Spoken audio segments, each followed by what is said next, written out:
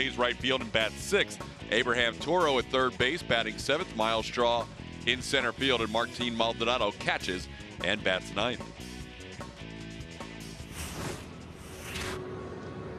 There he is, Darren McCacken. You can see he threw 5 innings last time against the Colorado Rockies. That was his major league debut. Quite an interesting line that you see there. In those 5 innings, throwing 61 pitches, did not give up a hit, also did not strike out a hitter. Allowed 1 earned run with those 3 walks. Only had 1 swing and miss in that outing. It was a changeup. Of 61 pitches, just 1 whiff.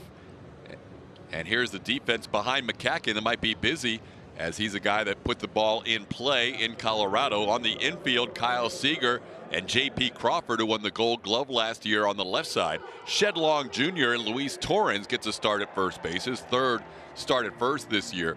Normally a catcher. That's the right side of the infield. In the outfield, it's Jake Bauers in left, Jared Kelnick, the rookie, in center, Mitch Haniger in right. Cal Raleigh is behind the plate. How about the pitch usage for McCacken coming into this game against left-handed hitters in that last outing against Colorado? Used that fastball 47% of the time and would use that changeup more than the slider. Separating the plate both from the glove hand side and the arm side against right-handed hitters. You're going to see that slider jump as opposed to that changeup. So 61% fastball and then the slider against right-handed hitters. Big road trip about to commence for the Astros. They play the Mariners, who have been hot lately, and then they get the Giants with the best record in baseball and wrap it up with the Dodgers. And in the middle of that trip, the trade deadline will also be upon us on Friday. So a lot going on for the Astros as they begin play with Jose Altuve fouling a pitch away. Yeah, and you saw that number right. 88 miles an hour is pretty much the average on that fastball for McCacken. He's going to try and 2-seam that ball, trying to get in on the hands and create the ground ball. Picks up a strike according to the home plate umpire Quinn Walcott. This is Hunter Wendelstedt's crew. Walcott calling balls and strikes tonight. 25-year-old out of Long Beach State. 12th round pick in the 17 draft. And he starts this game off with a strikeout, his first major league strikeout, getting Jose Altuve on a breaking ball. That was that slider we showed you. He'll throw it 35% of the time to right-handed hitters, and right here in a 2-strike count. Not much to it on our Mattress Firm Supermo. A hanger out over the plate. Probably surprised Altuve that he missed that. I'll bring up Michael Brantley. Astros came off a couple of games where they swept the Texas Rangers, but only picked up 9 hits in the process. 5 hits and 4 hits the last 2 games. They had 5 hits on Saturday and 4 hits yesterday. Their offense still leads the way with the most runs in all of baseball. Michael Brantley had a good homestand, batted .316. He leads the AL coming in at .326.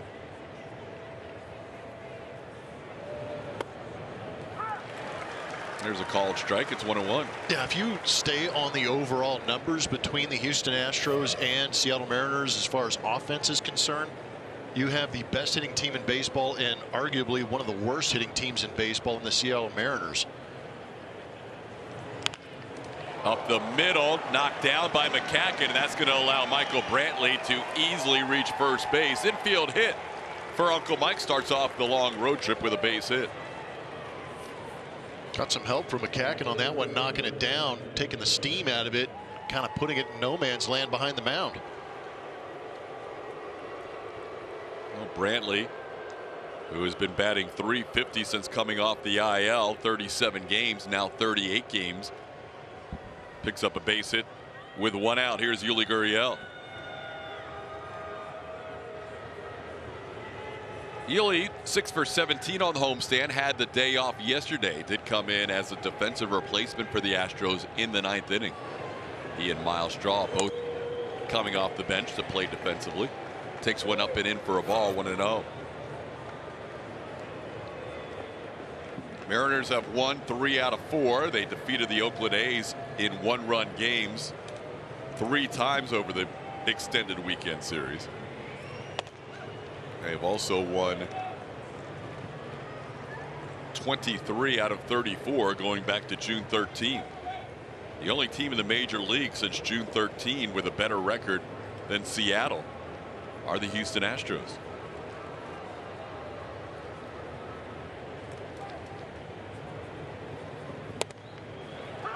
Picks up a strike on 2-0, 87-mile-an-hour fastball.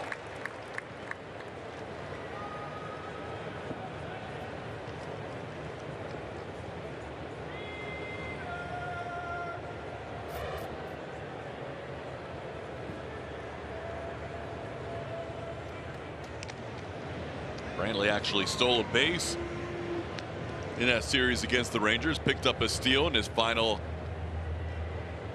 plate appearance last night or yesterday afternoon, stole his first bag of the year.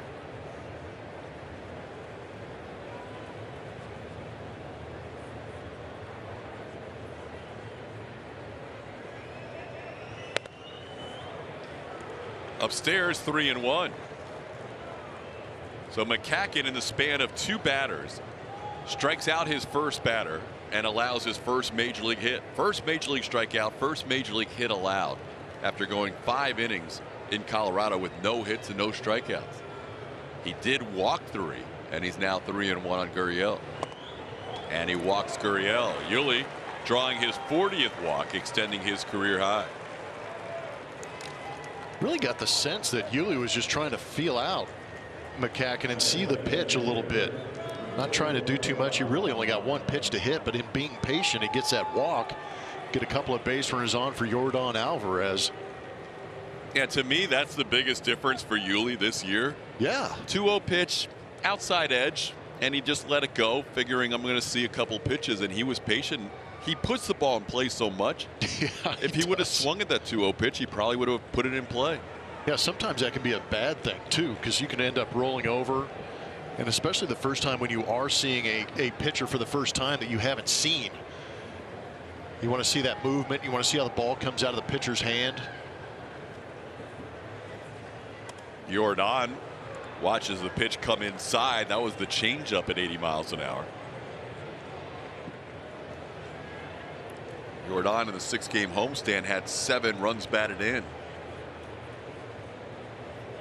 Yeah, you can go ahead and sit outer edge. I know that McCacken's probably going to try and throw some of these guys in, but at 88, you shouldn't panic on that. Just below the zone. He's trying to hit edges and just missed there. 2-0. MD Anderson strike zone is going to show you that pitch down and in just below the zone. Quinn Walcott holding his ground, giving Yordan an opportunity. Wonder if you get a 2-0 changeup right here from McCacken. Slider. Slider for a strike to make it 2-1. Of McCacken's 15 outs in his major league debut in Colorado, 9 of them were ground outs.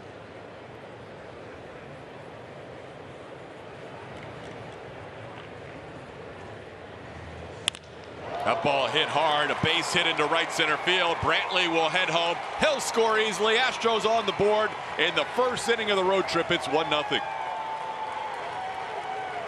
Yordan Alvarez, team high 64th RBI of the year. Got those arms extended. McCacken wanted to get that pitch a little bit closer to Yordan and try and tie him up, but a 2-seamer ran back out over the plate, and Yordan laced it into center field. 104 miles an hour off the bat. Easy read for Michael Brantley. It's good to see the Astros get on the board early. Talked about how the Seattle Mariners will win a lot of tight ball games, 1-run games, but if the Astros offense can get going and put up some crooked numbers early, the Seattle Mariner offense, to me, doesn't really have that offense that can play from behind. 23-8 in 1-run games. By far the best in the major leagues, one of the best records in the modern era percentage-wise with 1-run games. Here's Carlos Correa taking a strike. This will be a nice spot for Correa with Yuli on third base. Gurriel went first to third. Try and drive a pitch deep into the outfield. First and third, 1 out. Astros on the board on a Yordan Alvarez RBI single. There's a line drive, base hit for Correa. Yuli will trot home. Alvarez going first to third. Correa heads to second, safe. RBI double for Carlos Correa. It's a 2-0 game. Didn't have a chance to predict that Carlos Correa would put a good swing on McCacken. I think this is a good matchup for him. He has been facing so many guys that have been throwing so hard with turbo sliders, and this is really a guy that you can slow things down a little bit and believe in your hands. Let that ball travel like he just did and fire that out into left center field. That was a great swing from Carlos Correa. The Astros did just enough to beat Texas, but if you get guys like Altuve and Correa starting to get into the mix with Yordan and Kyle Tucker like we saw, watch out. And this is a great start to jump the Mariners 2-0. The Astros have had a lot of success against Seattle through the past few seasons. Kyle Tucker, first pitch swinging, fouls, went out of play. Remember the last time the Astros were in Seattle when the Mariners won 2 out of 3. It was right after Jose Altuve was on the health and safety protocol. No Martin Maldonado, no Yordan Alvarez. Robel Garcia also was not with the team for those 3 games in Seattle. So the Astros were missing 3 of their starting 9 when the Mariners took 2 out of 3. The Astros came back here and won the series, winning 3 out of 4 in Houston against the Mariners. Tucker doesn't offer the changeup. It's 1-1. That's an excellent reminder because that completely changes the dynamic of the Houston Astros lineup. Not that they become any more pitchable, but that depth is a little bit differently, and you take some key components out of that lineup that you've got to pitch around. Now there's no relief. Tucker drives one to right field. Well hit all the way back and gone. 3-run home run, Kyle Tucker, and the Astros are off and racing. It's 5-0.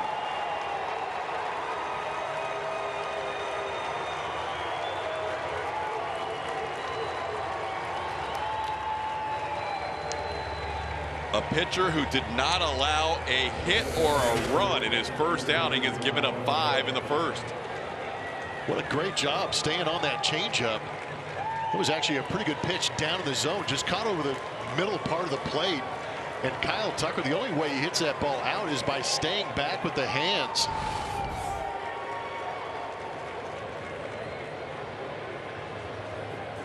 Last year, the Astros went 7-3 against the Mariners. The year before, 18-1. They won 25 of 29 games coming into the season, including an 8-1 record in 2019 at their ballpark.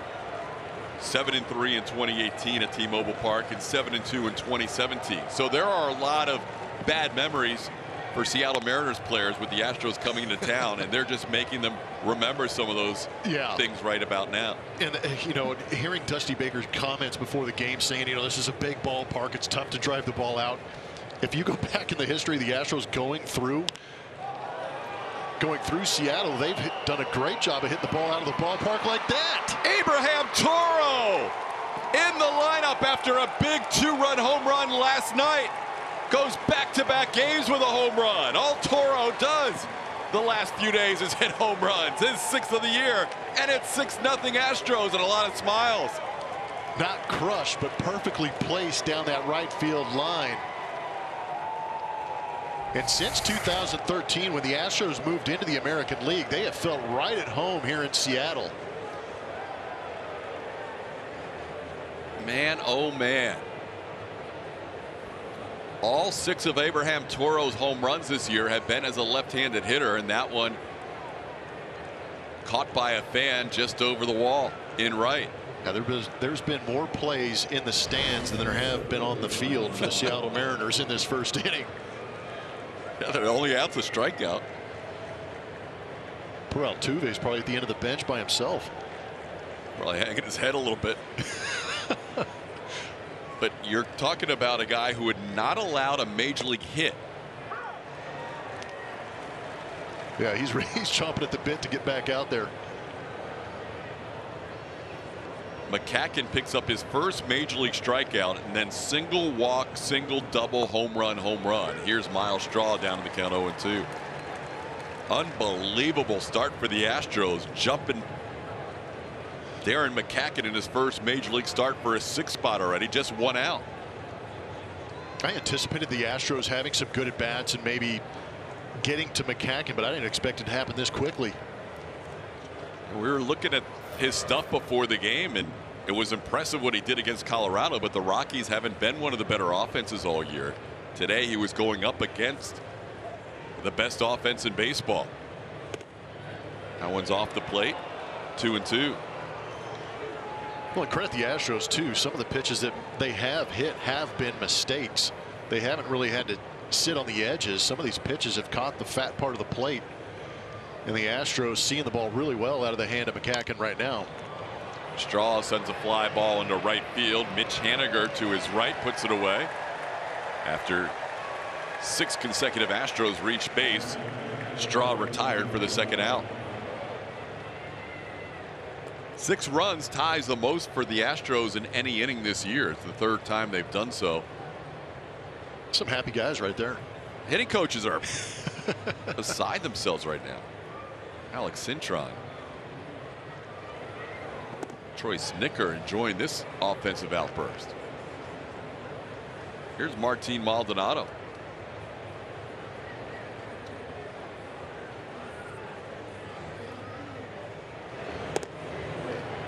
Strike called. It's 1-1.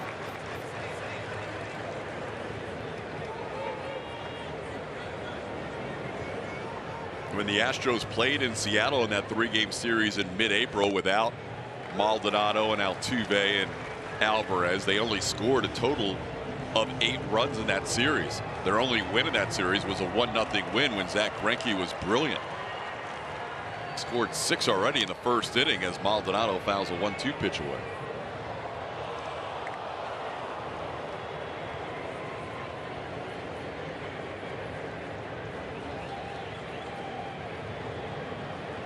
Luis Garcia came in from out of the bullpen about 17 minutes ago. He'll be well rested by the time he goes out for the bottom of the 1st inning, but he'll take all the run support. A 6-run first for the Astros. They send 9 men to the plate.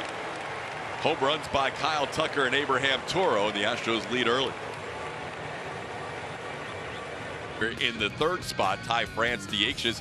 Cal Raleigh is the catcher. Luis Torrens playing first base, and then you got 3 lefties in a row: Jared Kelnick, Shed Long Jr., and Jake Bowers. Luis Garcia on the mound for the Houston Astros.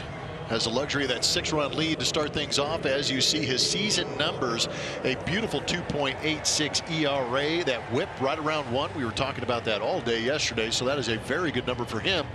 And opponents being held to a 204 batting average. And his last start, probably one of the best of his career. He was unbelievable in that outing against the Cleveland Indians. 6 innings of 3-hit shutout baseball. Didn't walk anybody and struck out 8. Only needed 79 pitches to get through 6 innings. Astros have won 9 of his last 11 starts as he begins with a big 6-0 lead facing J.P. Crawford. And Crawford takes a called strike. JP's been really solid at the top of the lineup for them since June 3rd, hitting .282, playing in his 100th game of the year out of the 101 the Mariners have played. Takes one inside for a ball, 1-1.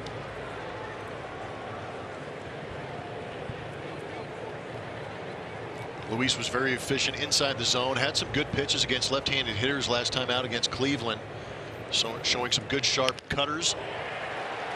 And Crawford greets Garcia with a base hit into right field. So the Mariners leadoff hitter gets on here with a base hit to right to start their half of the 1st. During the Mariners month of July, where they played good baseball, 112 out of 19.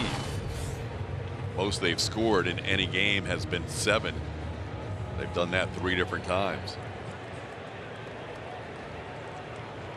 Here's Mitch Haniger. Leads the team in home runs, runs batted in, runs scored, hits, slugging percentage, OPS. He leads in everything. They have not had him healthy in recent years. They were happy to get him back this year. He's been a big difference maker for Seattle, who starts the game 8 games over 500. That's their high water mark of the year. The Astros beginning the night 22 games over 500, which is also their best mark of the season in terms of games over 500. Good slider for a swing and a miss. Haniger down to the count 0-2. That's what's made him effective against right-handed hitters is that slider and cutter mix. Cutter a little bit shorter, tighter, higher in velocity, but that slider take a little bit off and a bigger break on it. Very effective. It should be a challenge tonight. He doesn't normally face 6 lefties in a lineup like he is tonight for the Mariners. I agree. I think it's a good time for that test too, after we talked about how good he was last time out against Cleveland. Because he did have some success against some of their left-handed hitters, so maybe check out the tape, find out what works, see what adjustments he can make. Yeah, of the 3 hits he allowed in that game, just 1 by a lefty. Indians had 4 lefties in their lineup that day.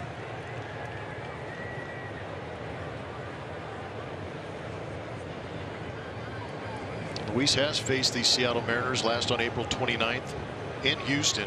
5 innings, 1 earned run.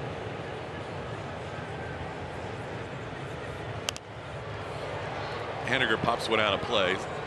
Counts 1-2. 1 for 10 against lefties in that start against the Indians. And that also included 5 strikeouts against lefties and 10 at-bats. Actually 6 strikeouts. But facing the righty here, Mitch Haniger with a 1-2 count.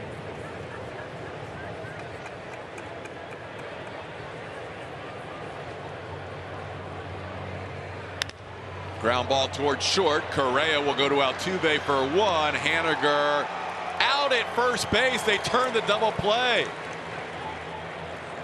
Correa to Altuve to Gurriel. Wasn't sure if they were going to be able to turn it on Haniger, but they just beat him with that throw. Ball rolled over as Haniger gets around it. Correa put himself in a great position, and the feed seems to be always beautiful to Jose Altuve, who turns it quick to get Haniger. I should never doubt Correa, but I thought by him waiting on that ball, it might cost them a double play, but he knew exactly how much time they had. Well, it was kind of nice to, I mean, he did sit back probably a little bit more than he thought.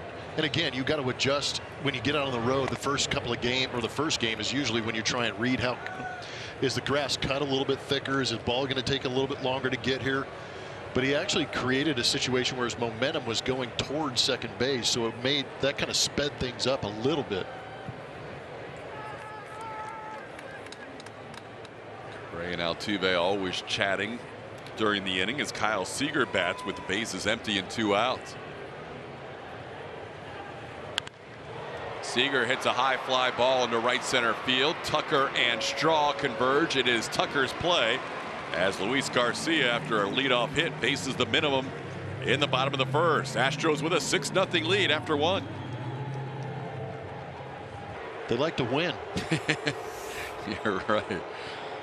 Here's Jose Altuve leading things off. Altuve struck out his first time up as the Astros batted around, and he swings to the first pitch here and pops one into left field. Coming on is Jake Bauers to put it away. Altuve retired on 1 pitch to start the second. The Mariners have been playing really well at home this year. 32-21 coming into tonight. They're 3 games under on the road, but 11 over at T-Mobile Park in Seattle, including winning 3 out of 4 against the Oakland A's. A's have the night off tonight. The Astros lead the A's by 5.5 and Seattle by 7 as play began tonight. So after this series, the Astros will lead Seattle anywhere from 4 to 10 games, depending on how this 3-game series goes. Michael Brantley got things rolling in that first inning with a little infield hit off the glove of the starter Darren McCacken. Hits this one up the middle, and it's off J.P. Crawford, the 2020 Gold Glove winner. Has a play right in front of him, and That should be an error. I think that ground ball just had lunch. A little bit of top spin. Ooh. J.P. Crawford didn't get leather on it. Got more quad than it did glove. Here we go again. By lunch, are you saying it ate him up? Yeah. Nice. Hey, Blummer, we love Uncle Mike. Yeah. They gave him a hit. They love him more. They gave Michael Brantley a hit. That's how you protect a Gold Glover. Sacrifice the rookie pitcher for the infielder. I mean, that's an automatic ground ball. Michael's even smiling at first base. Well, did you see? That might have been why J.P. Crawford was laughing too. I mean, that's as routine as it gets. You got your entire body in front of it. So Michael's 2 for 2 with 2 infield hits. Yuli Gurriel takes a strike. Tell you what, that score, whoever's keeping score in Seattle is going to get maybe a case of wine from Michael and from J.P. Crawford. That's winning. You won't get a case of wine from Carlos Correa, who lost the Gold Glove to Crawford last year. Exactly. And I would imagine McCacken's probably not too happy about it. It's inside for a ball, 1-2. I mean, I was already writing down E6, and it popped up on the scoreboard as a hit. I've got the whiteout out. That was probably, I got to think that one's eventually changed, whether it's later on tonight or upon further review from MLB. But for now, Michael's 2 for 2. Oh, look out. Got him on the elbow guard, fortunately, but Yuli hit with a 1-2 pitch.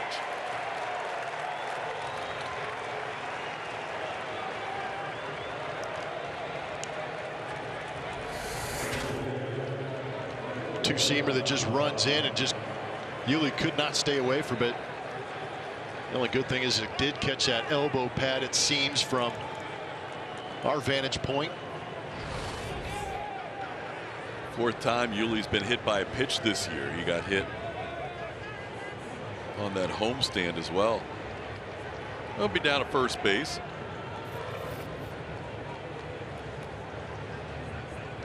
Yordan Alvarez playing in Seattle for the first time this year with an RBI single his first time up.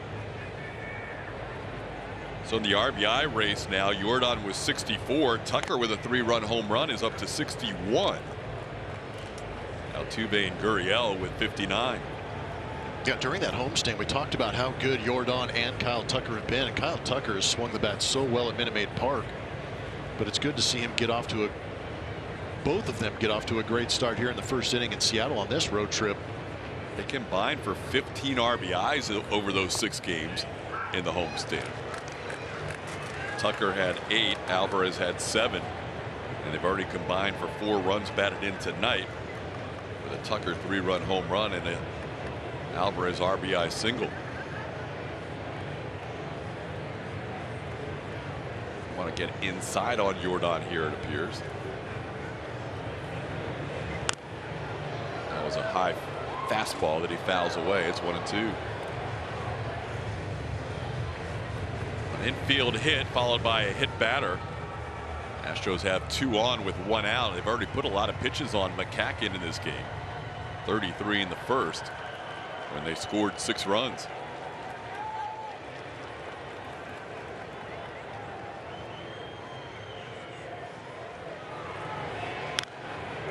Alvarez pops one high in the air, left side of the infield. Infield fly rule called as Kyle Seager puts it away. So Alvarez retired. There's 2 away. Hey, we had Alex Bregman play his first game in a while tonight. He was playing for the Sugarland Skeeters in Oklahoma City. He's 0 for 2 with a walk and a run scored. Scored on Taylor Jones' home run. He has not played since June 17th, so a month and almost 10 days without a game. Pedro Baez expected to pitch tonight. Hey, a Breggy fan over there in Seattle. Hey, hopefully everything goes all right for those guys. Start to get some of those weapons back for the Houston Astros. Carlos Correa doubled in a run his first time up, takes a called strike.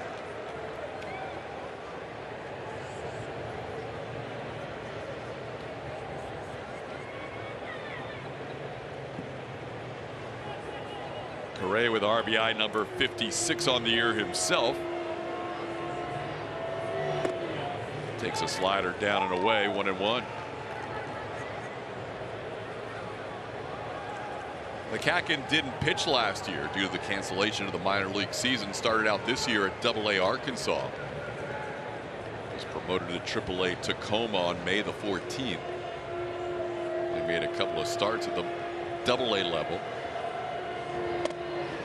as he delivers a strike to Correa. It's 1-2.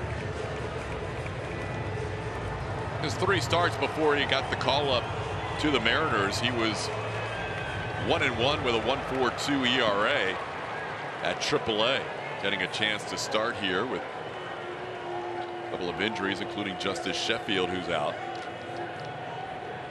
Sheffield has a forearm strain, putting him on the IL. A lot of people think the Mariners might be in play for a starter at the trade deadline. We'll see how Jerry DiPoto tries to thread that needle, because he has a team that he wants to keep intact for the future, but also give them some help this year. Yeah, the bullpen's been good, and anytime you can go out and get starting pitching, it's a good thing, but sometimes that ask can be rather large when you're going out there and asking for some starting pitching. McCacken off the mound in a hurry to try and catch that pop-up, but it's out of play. But I think what TK is getting to is that the Mariners are a young, talented team, so there probably are some players in that organization, if not on the big league roster, that might be coveted in return for a big trade of a starter.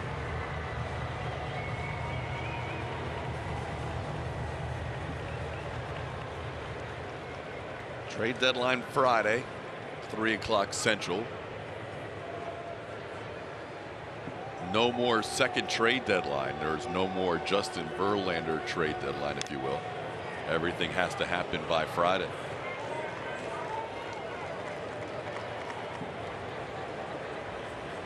Counts 2-2 on Correa. The Astros have got McCacken up to 50 pitches. He threw 61 pitches in that relief outing in Colorado.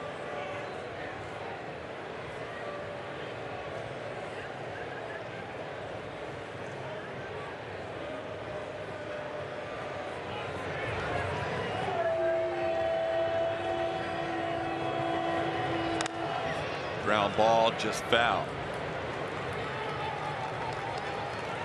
First time through the major league seeing these teams for McCacken. He did pitch in Sugar Land right down the road here on July the 9th. And actually pitched very well against the Skeeters. Went 7 innings of 3-hit shutout baseball.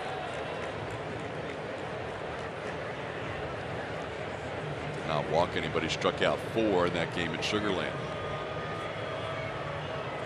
It's a different story tonight, facing the big league guys with 6 runs in the first inning and a lot of pitches through 2.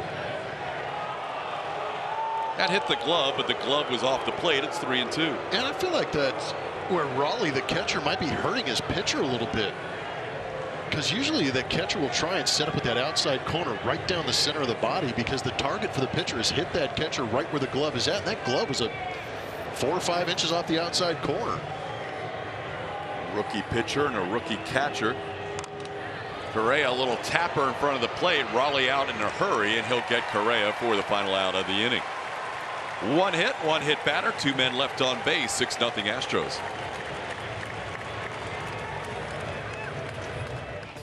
The Astros starters since 2019 against the Seattle Mariners, some pretty gaudy numbers. 2.69 ERA and 109 strikeouts in Seattle against the Seattle Mariners. Since 2019, some monster numbers as far as strikeouts are concerned. How about 109 strikeouts to 18 walks?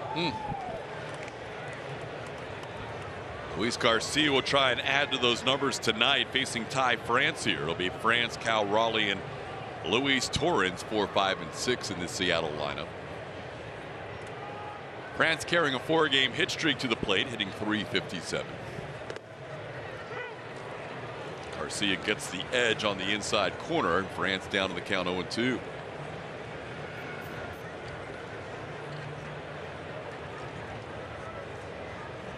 France acquired from San Diego last season. Part of that trade that included Luis Torrens and Taylor Trammell. 1-2-3, down goes Ty France. 3-pitch strikeout for Garcia, picking up his first K of the night.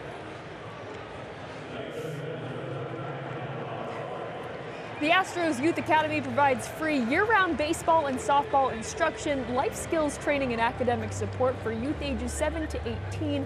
Located at Sylvester Turner Park, the Astros Youth Academy boasts experienced instructors and hosts free baseball and softball clinics, camps, and other activities year-round. Registration is free. Visit astros.com/AYA today. TK? Kaylee Griffin with us for some Astros After Dark. She lucked out. I don't know if I'm ready for Astros After Dark. Oh, it's special. Well, after that first inning, we know it's going to happen. Yeah, you're right. And I think Kaylee's average time of game That's right. this season has been close to 3:45, 4 hours. It's not good. Yeah, let it's me tell unreal you. how it's happened to you. My first game was over 5. It was the longest game of the Or year. second game, maybe the second. I think both your first 2 games broke Yeah. records for the longest games of the year. Yeah. TK's right. I've seen some beat writers when I've come now to the ballparks shy away from me, and they tell me, oh no, this game is going to go at least 4 hours. So I apologize to everyone out there. Hopefully that will not be the case here tonight. We're glad to have you aboard. We've got you all week, yeah, right? we are All happy. week long. Yep. Even the off day, you'll be busy. Yes, we have the NBA draft this week, so we have a busy week here on AT&T Sportsnet, but Julia getting a much-deserved week off, for sure. 1-2 pitch is fouled off by Cal Raleigh, switch hitting catcher. Yeah, we're looking forward to it. As long as Kaylee keeps bringing the W's, we're good. I'll hang out as long as necessary.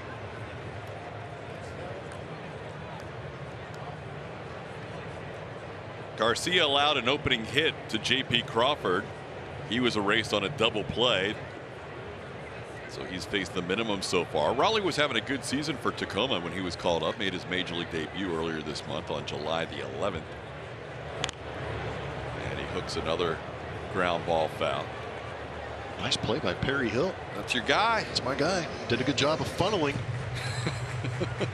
I heard that about 758 times in my career playing for Perry Hill. Funneling. Yep, funnel it to the center of the body. Look at him. And those players are probably giving him grief about that too. He's been at it a while. Turned 69 years old before the season. And with the Marlins, Expos, Tigers, and Rangers, there's a nice pitch. 96 dotted up at the knees. Raleigh, the rookie catcher, has a word for Quinn Wolcott on his way back. That looked like a great pitch. No, that was a really good pitch. 96. You could see it just playing out at the bottom part of the zone, not dipping under it and catching a large portion of it. There's sometimes you just can't believe a pitcher made a pitch like he just did. Luis Garcia just had one of those at 96 at the bottom of the zone. Here's Luis Torrens playing first base today. It's his 3rd game of the season at first. Mariners have a very limited bench tonight. They've got 3 catchers on their roster, Torrens being one of them. And he's playing first base today, but they basically have a 2-man bench. Yeah, you don't see that too often, even in the American League.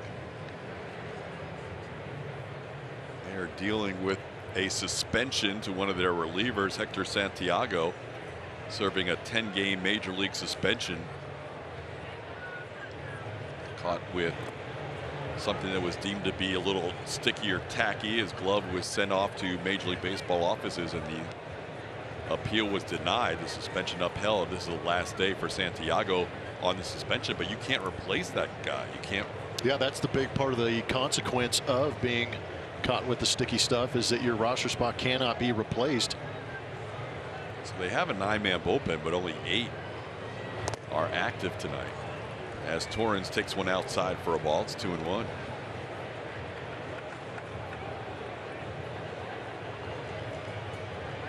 Here you see the M's bullpen. It's been a pretty good bullpen this year for them. Yeah, that's the one thing that's kept them in a lot of these games and allowed them to have those tight wins. They're 23-8, as we said, in 1-run games and 10-1 in extra innings. Little cha-cha steps for Luis Garcia. The 2-1 pitch is a strike. Nice slider for a called strike. And it's 2-2. That's that cutter at 88 miles an hour. The slider is the one that he threw, I believe, to Torrens to start things off that kind of backed him up. That's a little bit tighter, quicker spin, and the velocity is up. But what gives it that deception of being a slider is that depth. He's not flat anymore. It's got a little bit of tilt. That had slider movement, but you're right, that was 88. There's his fastball off the plate. Velocity's up a tick. Yeah, it is. Thought we saw that last game too, coming off that long delay. Remember, he was given 12 days of rest between his last start before the All-Star break and his first start coming out of the break. And he was throwing high velo in that Cleveland start. And he's kind of matched it again tonight.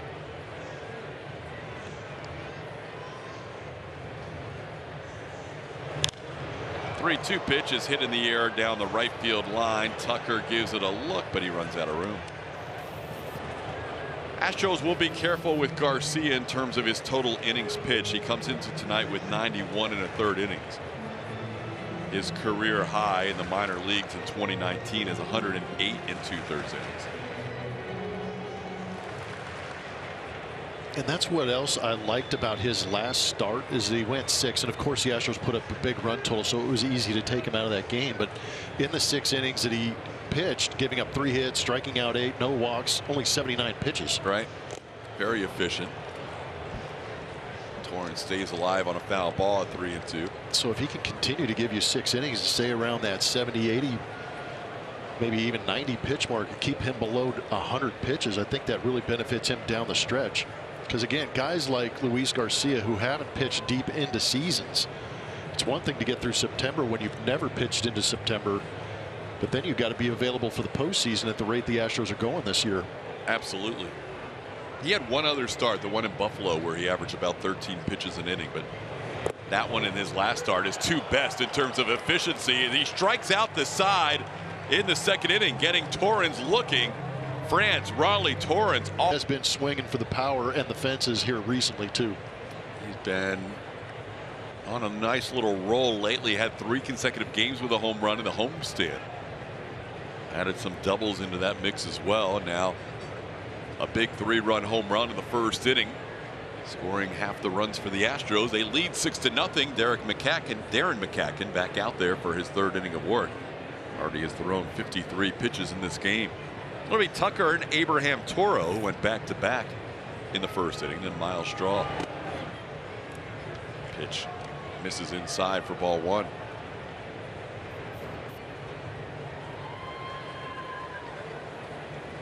Astros matching their season high with those 6 runs in the 1st inning. They also went back-to-back for the 5th time this year. Last time was in Detroit when Yordan Alvarez and Carlos Correa hit back-to-back home runs. There's that 2-seam fastball. It starts on the inside corner and moves away from the left-hand hitter. It's 1-1.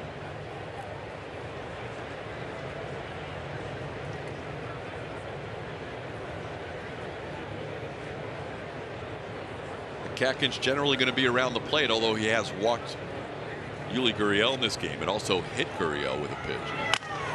Tucker grounds one sharply to the right side. Shedlong Jr. waits for Torrens to get to the bag, which he does in time. Tucker's retired for the 1st out of the 3rd.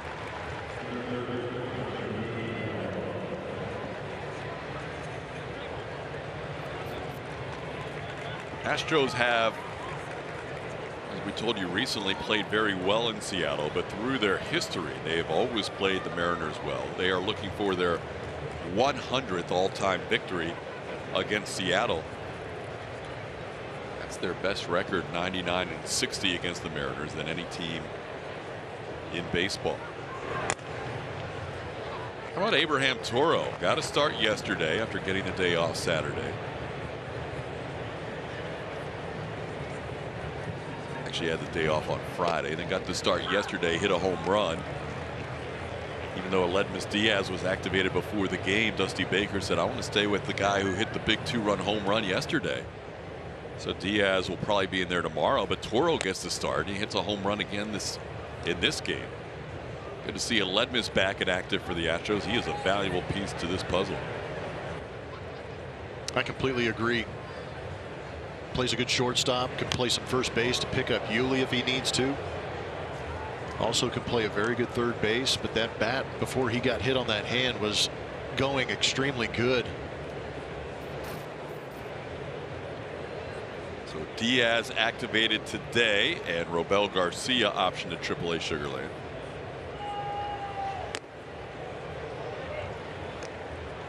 Toro takes a pitch away, and the count's 2-2. Or excuse me, 3-2.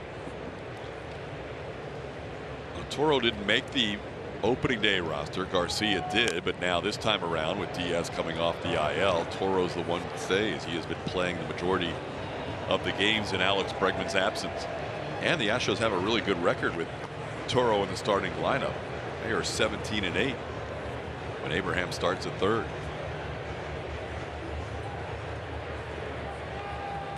The 3-2 pitch is a called strike at the bottom of the zone.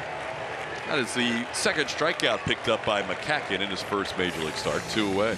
No Player Does More is presented by HEB. Here you see at third base, then at second base, out in left field.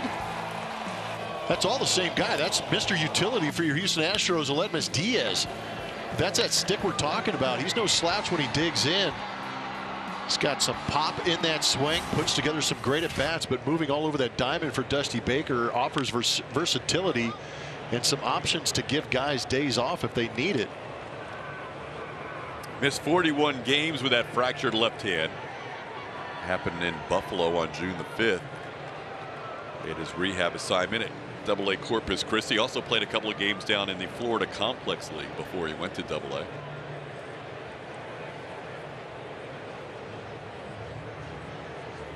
Miles Straw flied out to right his first time up.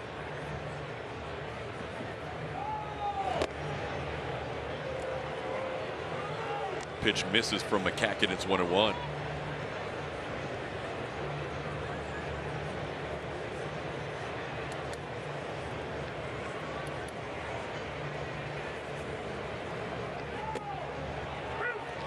Gets that call on the outside edge. Straw down on the count 1-2. McCacken's done a better job this second time through the lineup getting on the edges. It seemed like in that first time through the lineup was just kind of pumping pitches through there, daring the Astros, and they took full advantage of it. But now we're starting to see him move on those edges a little bit. On the ground to second. McCacken has his first 1-2-3 inning of the night as he gets the Astros in order in the third. It's 6-0 Houston. Over to our Twitter account at ATT Sports on SW, and I'll have the results coming up later in the broadcast. And Zach Greinke's ERA right now 3.48, Luis Garcia 2.86, and the other two are in between, so about 0.5 separating the four of them. You could really make a case that any one of these four could end up with the lowest by the end of the season, guys. Yeah, it's impressive. I mean, here are the numbers across the board. Garcia approaching 100 pitches on the season and a 2.8 ERA. That's a tough call right there. Lance starting out that second half against the White Sox, putting up great numbers.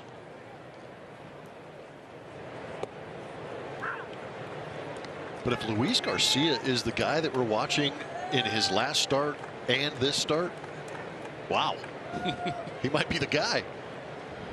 He's gone over 100 pitches, or excuse me, 100 innings in his career with his last start.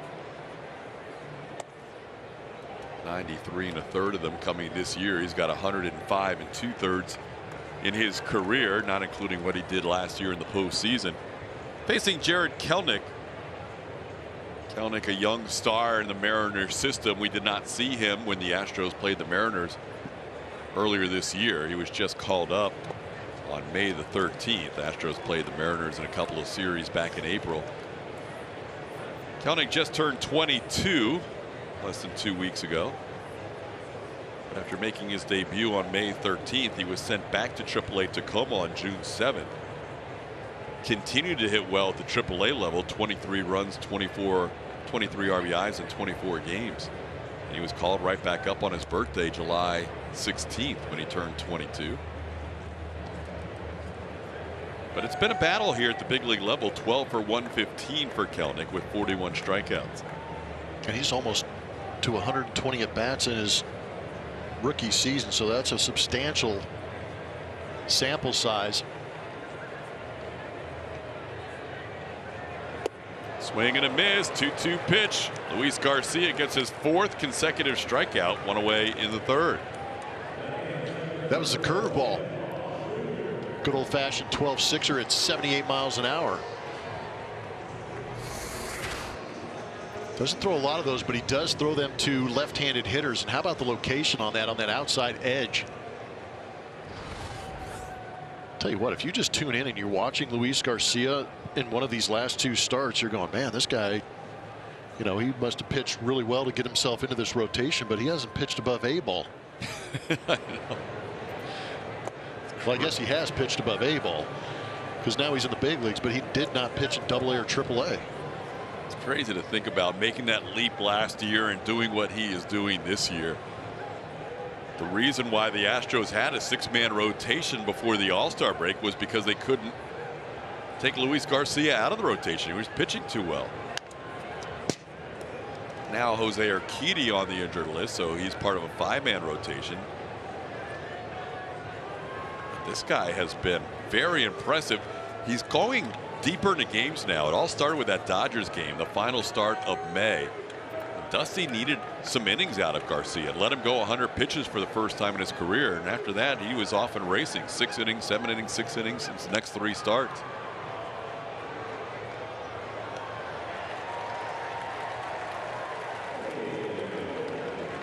One and 2 the count to Shedlong Jr.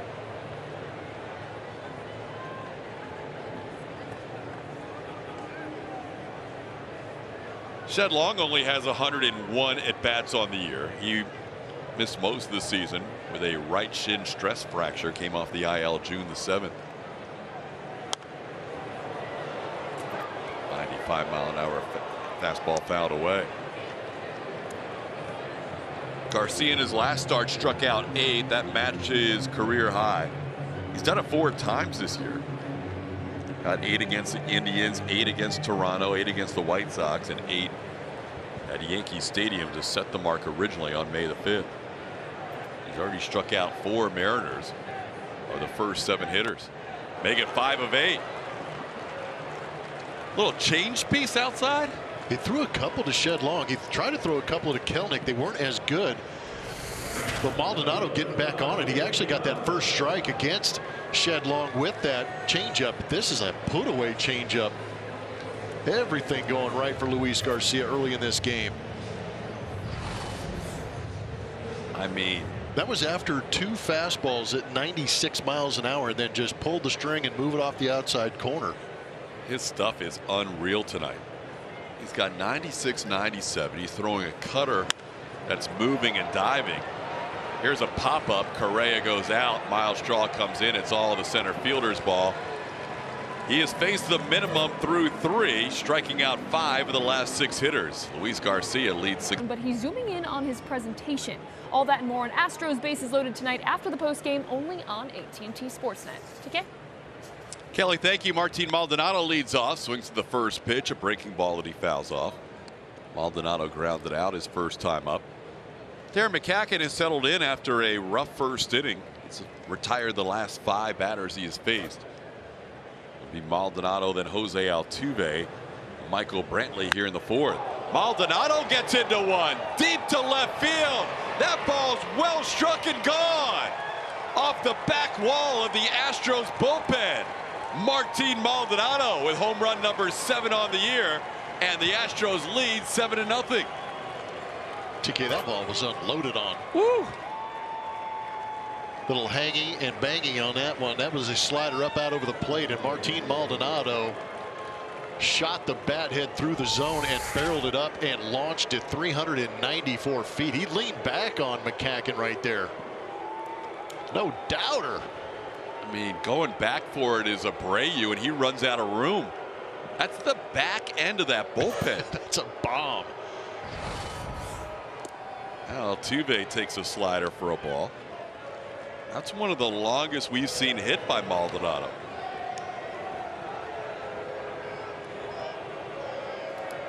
Altuve looking for his first hit. He has struck out and flied out. Takes a strike at the knees. It's 1-1. I love Jordan mimicking his run around the bases. So good. This team is having so much fun right now. There's a changeup that catches the outside, or that's a fastball that catches the outside corner for a strike. It's 1-2. It's good to see him having fun on the road too. Can be a rough environment. They're going to run into some Dodger fans later in this road trip, but if they get things going in the right direction, it doesn't matter who's yelling at them. Crawford has to hurry and beats Altuve with the throw. Altuve retired on a ground out for the first out of the fourth.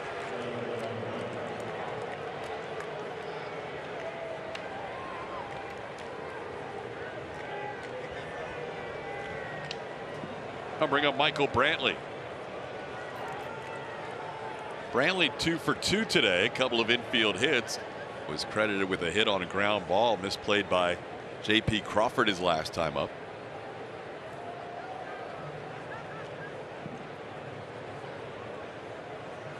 Coming into this game, Brantley was batting .364 on the year against righties. That number moving up tonight. Takes a strike.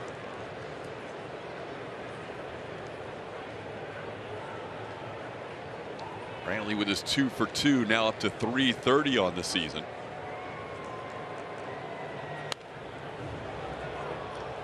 Fouls the pitch back. It's 1-1. 0-2.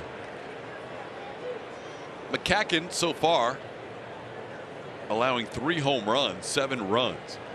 6 of them came in the first inning on a couple of home runs. And an RBI double by Correa and an RBI single by Alvarez. Maldonado adds to the total here with a home run in the fourth.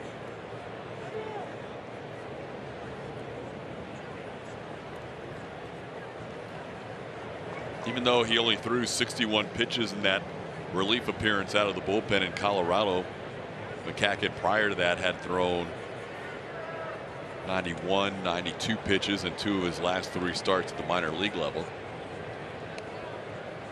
So even though he's at 76 right now, there's still possibility he could go 4 through 4, maybe even into a 5th inning for Seattle.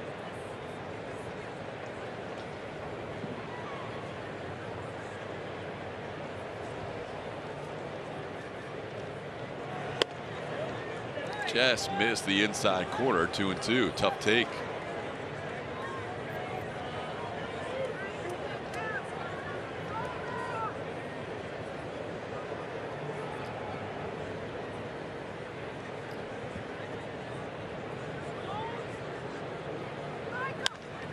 Brantley shoots one into left center field. On the move, won't catch up to it.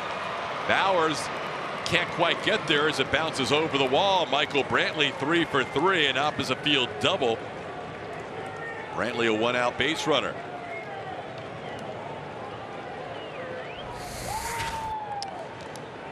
One of that 2-seamer inside. It stayed out over the plate, and Michael Brantley makes him pay, hitting this ball hard and getting it over Bauer's head as it one-hops into the Mariner bullpen.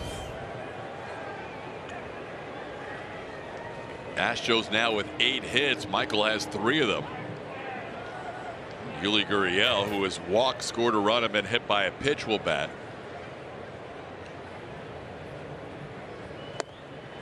Fastball upstairs for a ball.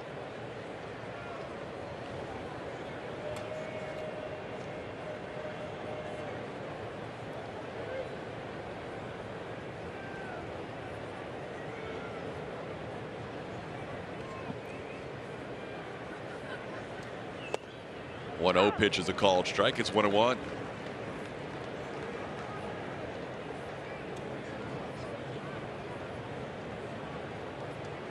Looks like Keenan Middleton. Yep. He started the game when McCacken came in out of the bullpen in Colorado. He was the opener.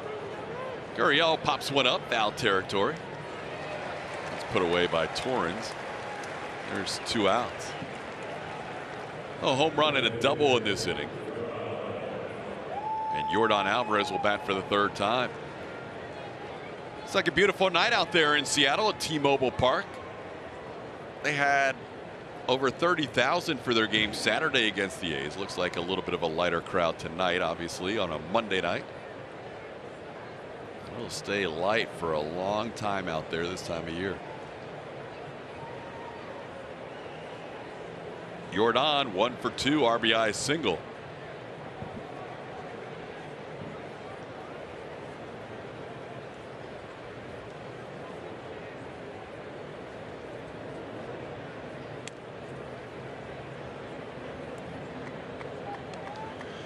Watching the catcher Raleigh set up, really exaggerate where he's setting up, trying to understand it. And the only thing that I can kind of come to the conclusion on is that there's so much movement on that two-seam fastball for McCacken that maybe he's trying to get in off the plate and give that target on the inside and try and get that fastball to run back to the inside corner like that. That's the only thing I can figure out might be happening. So almost giving him a target where he wants the pitch to start out. Yeah, exactly. I want you to reach towards me and try and throw the baseball through me, but let the movement bring the pitch back on the outside or the inside corner.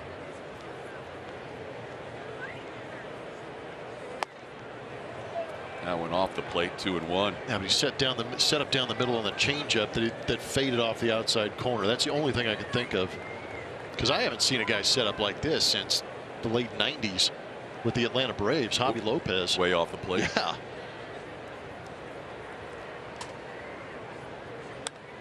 Ooh. Jordan had a pitch to hit there, 2-2. Did you ever see the totals on the Maldonado home run? I did. Where did Maldi reach tonight? 394 feet. It came off the bat at 104.2. Nice. Yeah, that ball was crushed.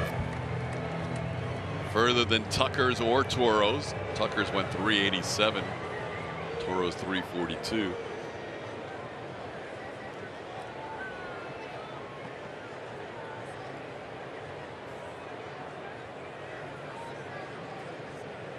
Again, set up way in on Alvarez. Hits a ground ball to the right side, bobbled by Long, recovers, throws out Alvarez for the final out of the inning. But the Astros add to their lead with a solo home run by Martin Maldonado at 7-0. Through 100 games, 62 to go. Astros fans in their matching rainbow jerseys out there at T-Mobile Park in Seattle. Luis Garcia has been very effective tonight, allowing one hit to the leadoff batter, the guy he's facing now, J.P. Crawford. He was erased on a double play, and Garcia's retired 8 in a row since that leadoff hit.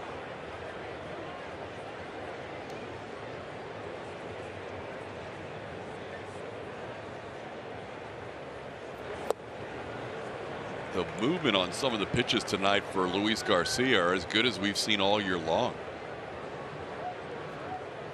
That's been a lot of fun to watch. See the fastball, the cutter, the slider, curveball, changeup.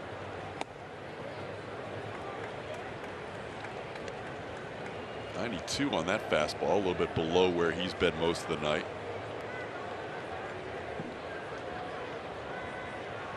Yeah, hopefully it just slipped out of his hand.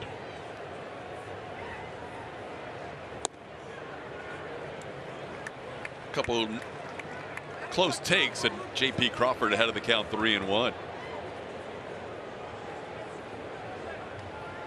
There's 38 pitches needed for Luis to get through the first 3 innings.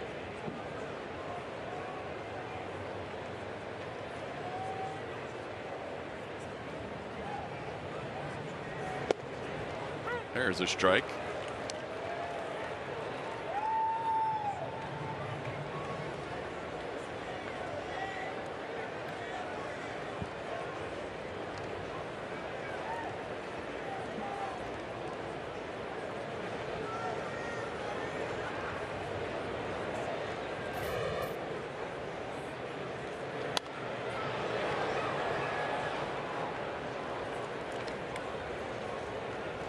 Astros with a big lead in Seattle, 7-0. They came into tonight tied for the best record in the American League.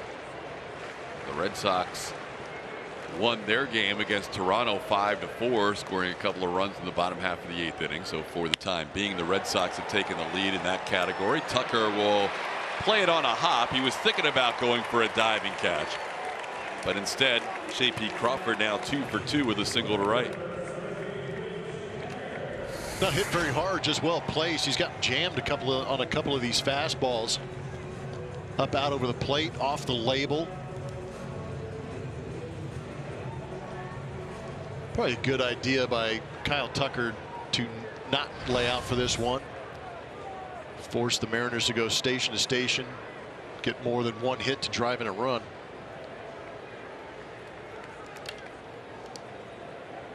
Mitch Haniger grounded into a double play his first time up. Astros have the shift on against Haniger with 3 on the left side as he swings through the slider or the cutter. It's 0-1.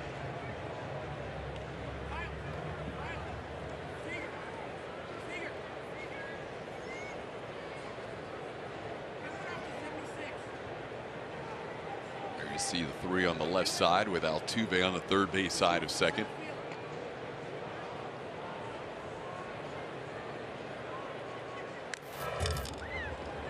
Only the second batter tonight that Garcia's had to work out of the stretch for, and that was Haniger the other time as well. When Garcia faced the Mariners in Houston, the only run he allowed in that start at Minute Maid Park on April 29th was a solo home run by Taylor Trammell. Trammell currently in the minor leagues for Seattle.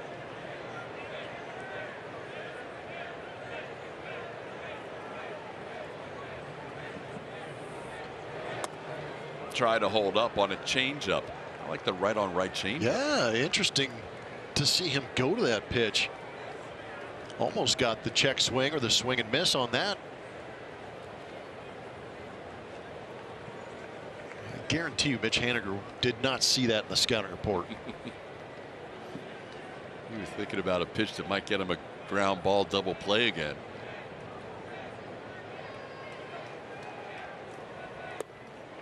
Did it again, doubled up on it.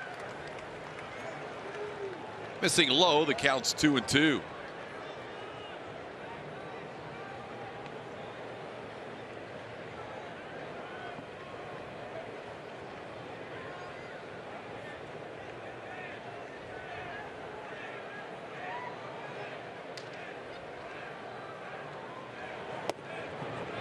Now after getting ahead 0-2, the count's gone full.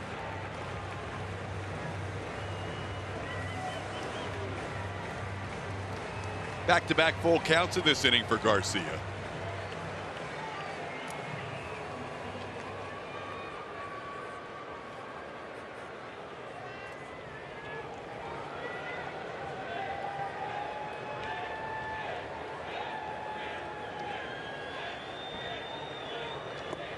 Trying to hold up, and he goes around.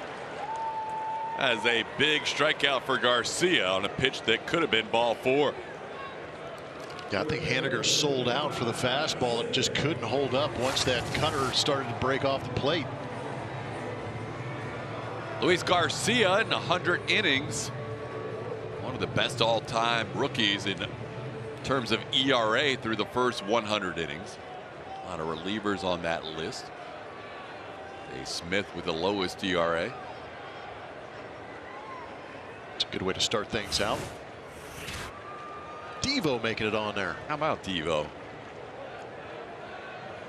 Here's Kyle Seager, who flied out to right. Changeup bounces in there. Changeup spin. Missing low in this inning. It's 1-0.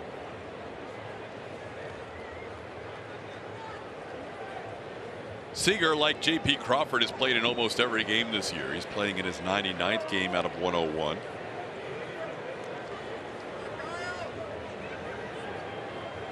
Had played 225 straight games before he missed a game on July 10th due to a bruised right shin.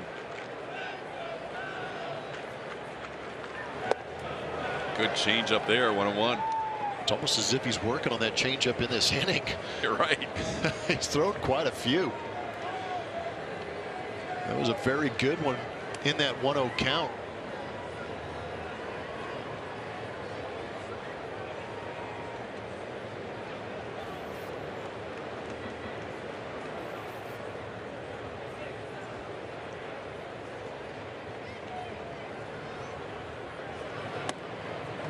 Another one. Yeah.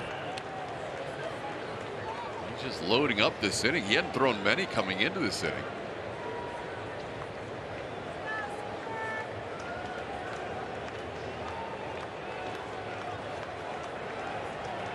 5 of his 8 in this game have been to the last 2 batters.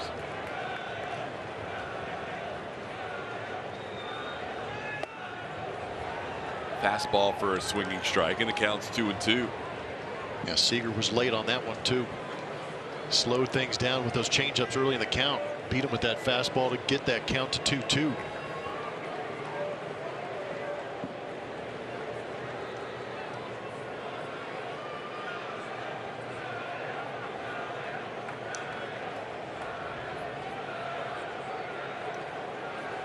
Leads the team in walks and in strikeouts, does Seager.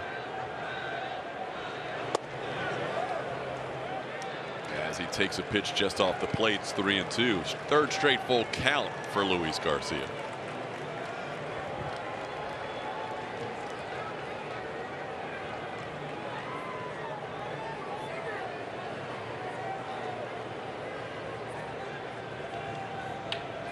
Doubt if Crawford will be on the move because Seager does have 106 strikeouts on the year. He bluffs a go, and the pitch is grounded foul. Mariners are, as we said, just a game and a half behind Oakland in the wild card picture, but they are 7 games back of the Astros in the American League West. It'll be interesting to see how the trade deadline does play out for the Mariners, a team that has the longest drought of reaching the postseason of any of the 4 major sports. They have not been into the playoffs since 2001.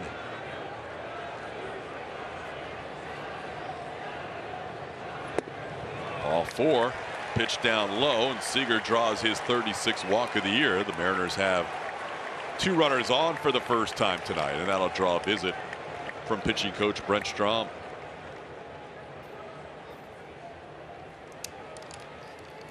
We've seen Luis labor a little bit in this one. Again, throwing some more changeups than he normally does, missing with them.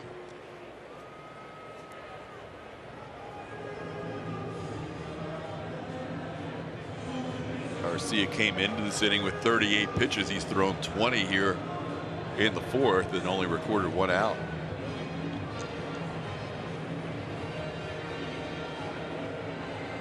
There's only been 1 baseball of 95 miles an hour or more hit off Garcia tonight. That was Seager's flyout, his first time up.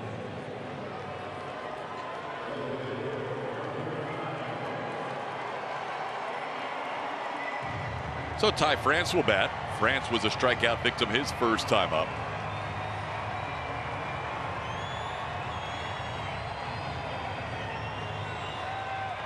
France with good numbers this year with runners in scoring position. The Mariners have their first runner in scoring position of the night with Crawford on second base.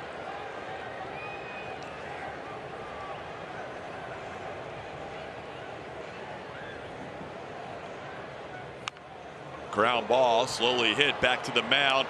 Garcia's throw out at second base. Altuve held the bag long enough, according to the second base umpire Trip Gibson.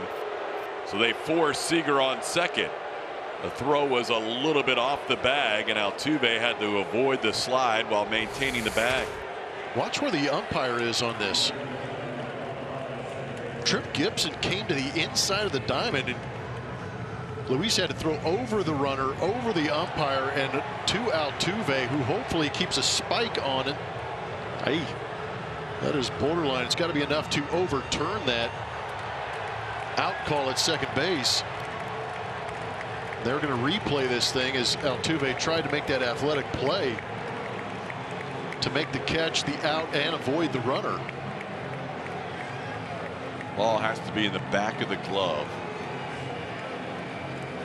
There. Well, I don't know, Blummer. I'm not sure. This one might get overturned. I agree. See Gibson looking for that foot around the slide of Seager.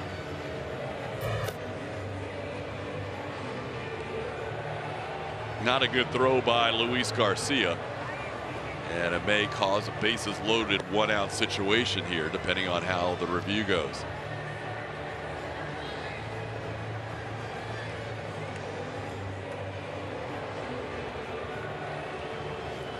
Yeah, that vicinity rule is gone by the wayside now that replay review is in play.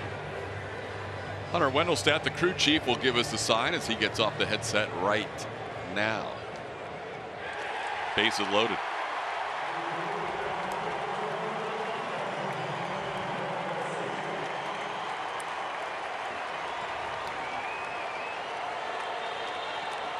So the wide throw costing Garcia an out, and now he'll face the rookie catcher Cal Raleigh with 24 big league at bats, with the bases loaded and 1 out.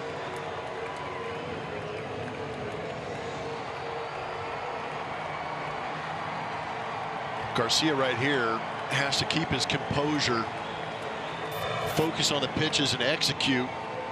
He's got the stuff to get out of this, and he has a healthy lead to work with. So right now it's just between him and Martin Maldonado on what kind of sequence they want to work with, but execution is everything.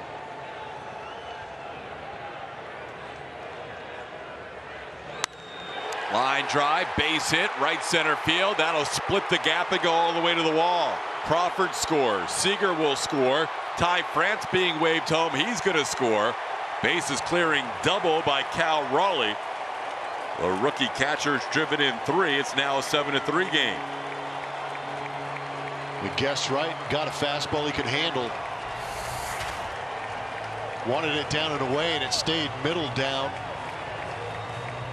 You can see Maldonado creep back to the middle part of the plate. Raleigh dropped the head on it with that ball settling underneath that right field padded wall. Allowed Ty France to scoot all the way around from first base. Big hit. Raleigh's 5th, 6th, and 7th career runs batted in. Now the Astros lead down to 4. So Garcia, who looked as good as he possibly could for 3 innings, getting in some trouble here in the 4th. Part of it his own fault with that wide throw on a fielder's choice and error. Dusty Baker is going to say that potentially that ball lodging in the fence should be a ground rule double, and Wolcott will get together with Hunter Wendelstedt and the rest of their crew. I was wondering about that as you see this just kind of rest underneath the pad. Usually an outfielder will go out there, raise their hands up, force the umpire to make that call.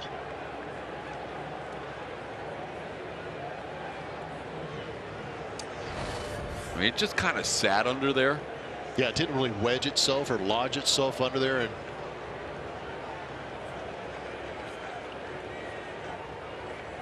this will not please Scott Service if he has to move Ty France back out to third base, but they are having a long discussion.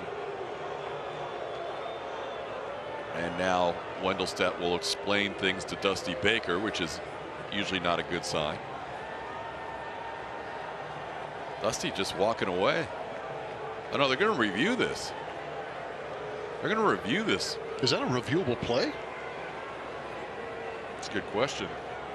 Ground rule doubles are reviewable, yes. But I don't know. But it wasn't. I don't know if the ball was wedged. I mean, does it matter if a ball is just sitting there and just happens to be underneath the lip of the wall? In the years that I have been on the field and been in situations where the outfielder has had to go to a wall where it has rested underneath the wall, wedged itself, somehow become in a position where you could maybe throw your hands up and say, hey, this is unplayable, and turn it into a ground rule double. It was always, that was the default for the outfielder to go out there and throw the hands up, make the umpire come out and make the call.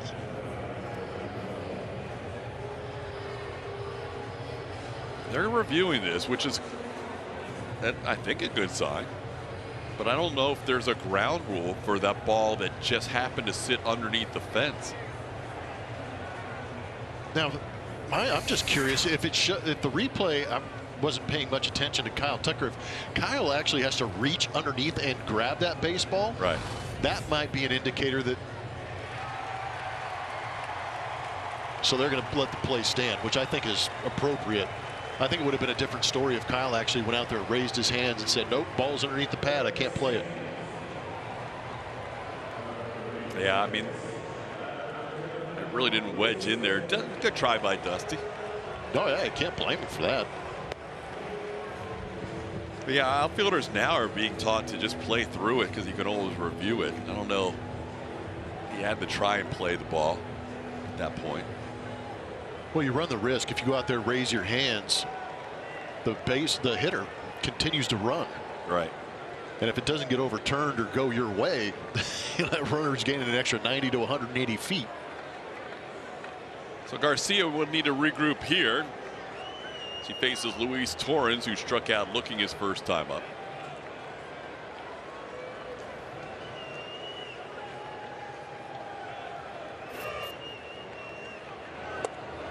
Starts him off with a strike.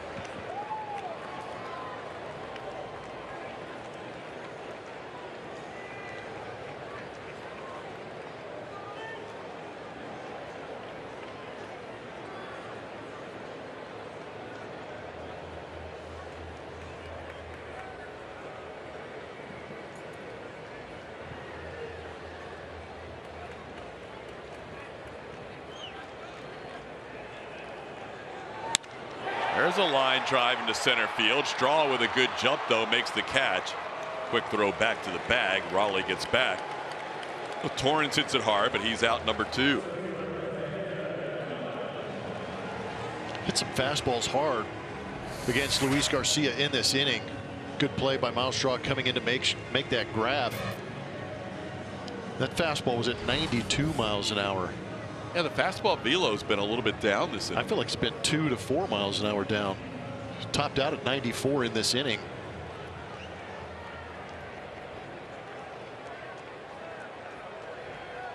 Garcia's only allowed 4 runs as his season high and his career high.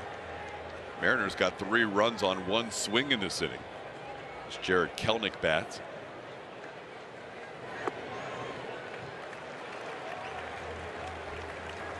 Breaking ball misses low.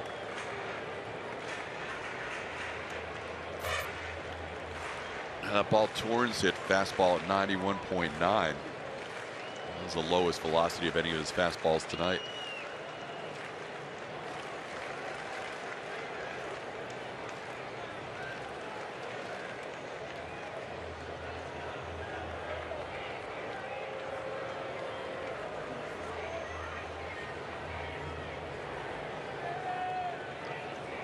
Kelenic, a high pick by the New York Mets. Part of the trade with Edwin Diaz and Robinson Cano going from Seattle to the New York Mets. He was one of the prize pieces in the return for the Mariners.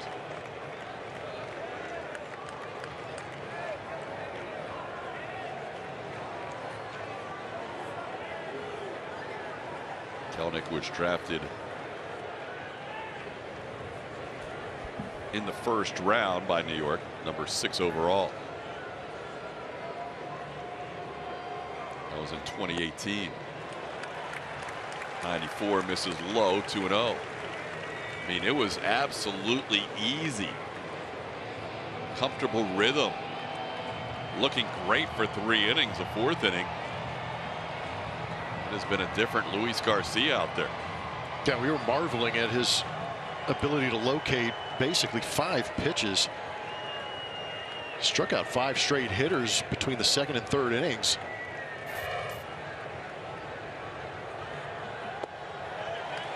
Getting a little frustrated out there. It's 3-0. He's gone from 38 pitches through 3 to 65, and we still are in the 4th. Nobody loosening in that Astro bullpen. Luis Garcia trying to maneuver through this 4th inning.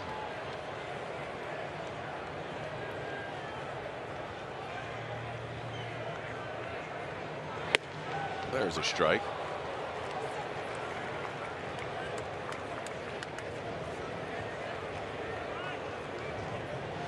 error prolonging the inning. A couple of hits and a walk in the inning as well. Big blow at bases clearing double by Cal Raleigh.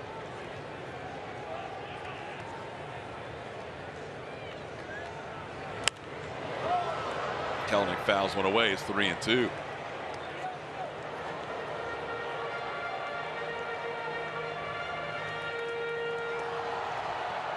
Four of the last 5 starts for Garcia have been at home. The only one on the road in his last 5 before tonight was a start June 24th at Detroit.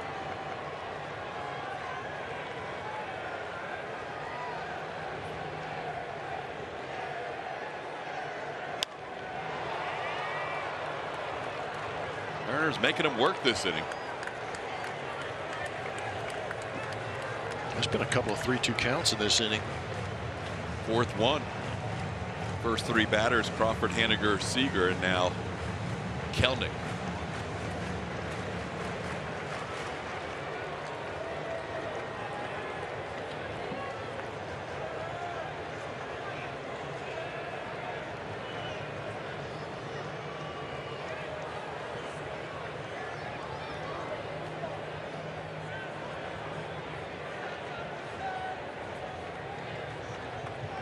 Pretty big pitch coming up here in the scheme of things for Garcia. Does not want to have to start with a fresh batter with a new count.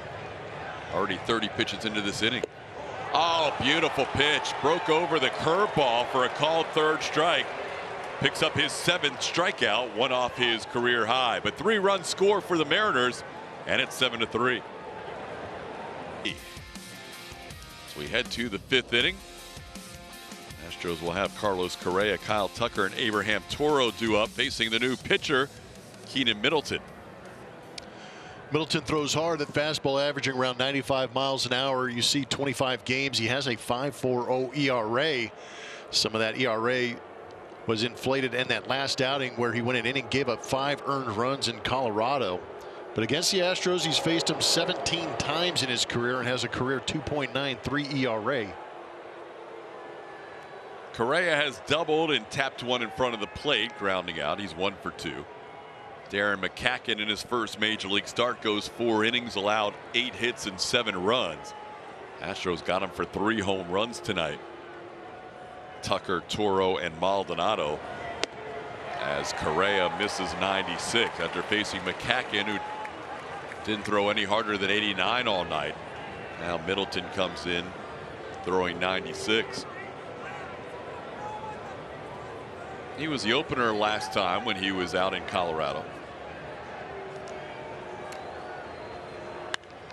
Correa into left center field. That'll be down. Carlos Correa digging for 2. He has his 2nd double of the night. Carlos, who was in the midst of a tough stretch there, 1 for 40, now has 3 hits in his last 5 at bats. He's had some good swings on these doubles, both of them going to left center field. Slider hanging out over the middle of the plate. It's always interesting to watch how pitchers go after hitters. He beat Carlos up top with 96 and then threw a slider out over the plate. And good recognition and a very good swing from Carlos Correa puts him at second base to start this inning. You can hear some Astros fans in Seattle.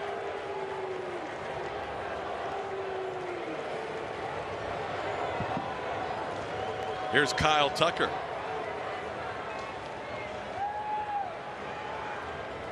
Tucker with a big 3-run blast his first time up. He's also grounded out.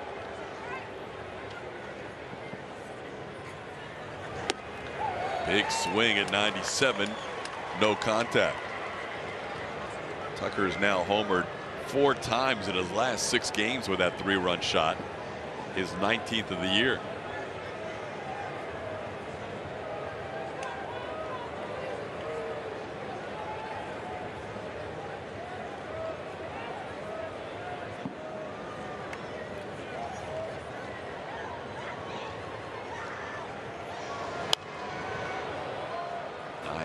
Is fouled back. Tucker down to the count 0-2.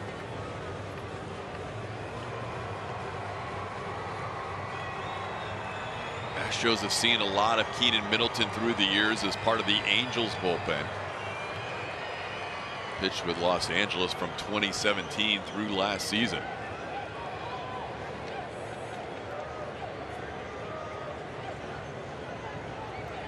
Signed with the Mariners as a free agent this offseason.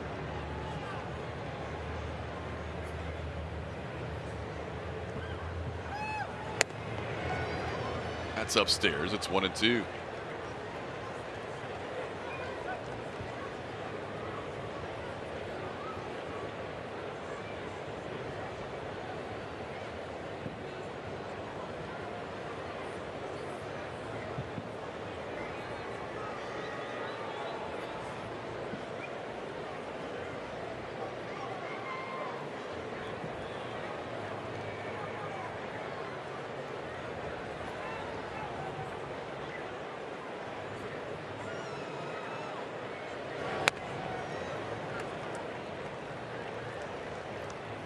Sugarland's game in Oklahoma City ended. We told you Alex Bregman went 0 for 2 with a walk and a run scored. Pedro Baez did pitch a shutout inning in that game. Allowed 1 hit and 1 walk in 1 inning. Baez making his 2nd appearance in his minor league rehab.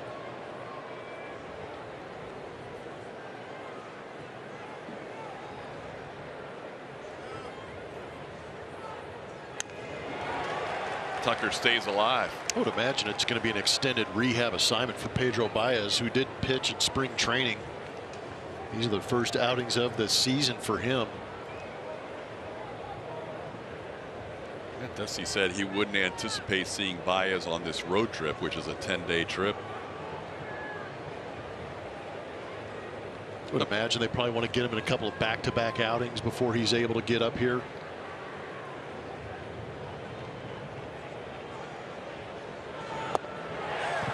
.90-mile-an-hour changeup getting Tucker. Middleton picks up a strikeout, 1 away in the 5th inning. Green Day, Fall Out Boy, and Weezer are bringing their Hella Mega Tour to Houston this Thursday, July 29th. Come experience the best concert of the summer at Minute Maid Park. Get your tickets today at astros.com/HellaMega.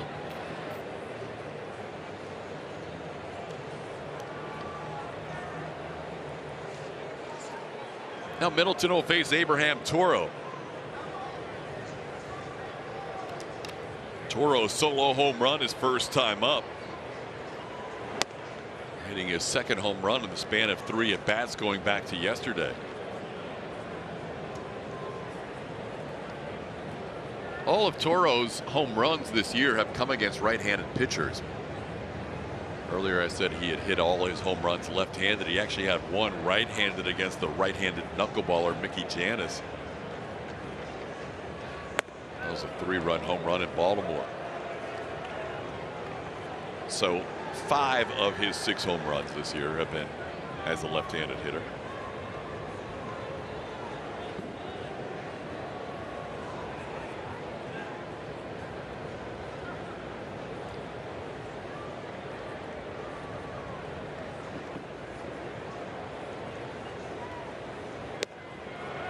Fastball for a strike.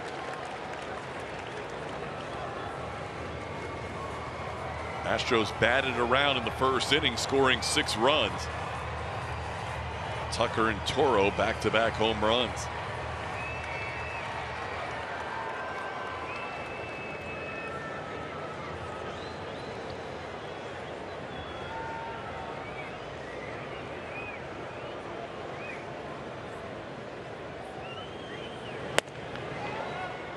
.97 up. It's 3-1. All right, get it ready right here, Toro. 3-1. Middleton likes that fastball. You've had a couple of time up. See if you can't get one to hit right here. First time Toro has faced Middleton.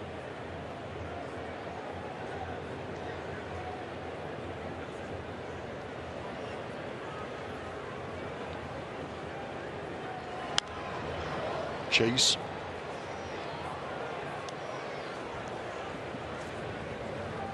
Got a fastball at the top of the zone and fouled it back.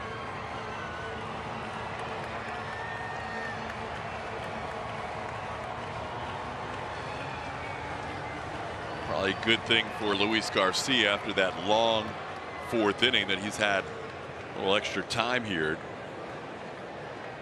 In the 5th inning, Correa starting off with a double and a couple of deep counts to Tucker and Toro.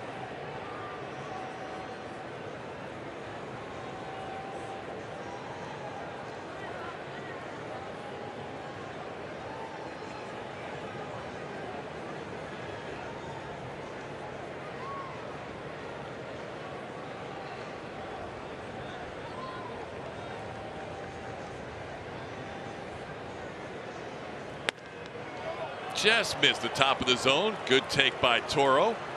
He draws a walk. Astros have 2 on with 1 out. Good take by Toro. A lot of fastballs up in the zone. Did a good job of laying off that one to get himself that walk.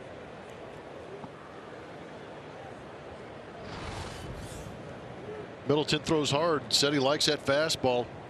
Over 50% to right-handed hitters, but might as well even it out between that and the slider and go 50-50 as far as the mindset is. Can be a little more aggressive on that fastball if you're a left-handed hitter.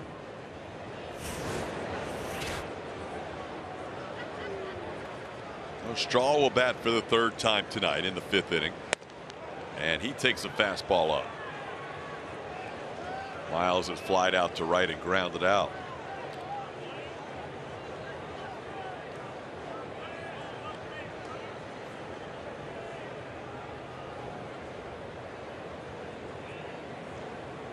Mariners do not shift Miles Straw the other way like most teams in the AL West do. Center fielder Jared Kelenic is straight up, almost a little bit closer to left field than center field. Great pickup, TK. And Haniger is not close to the line in right. Especially after the way we saw Joey Gallo and the Texas Rangers really play him shading to the right and shallow.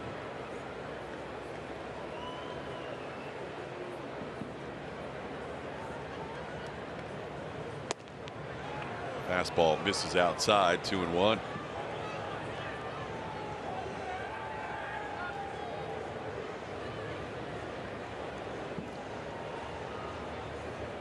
And they might be the only team that doesn't shade him the other way in the outfield. Yeah, Mitch Haniger is playing deep.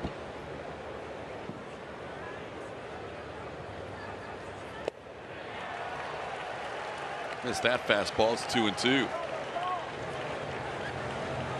Here you see where the center fielder Kelenic is.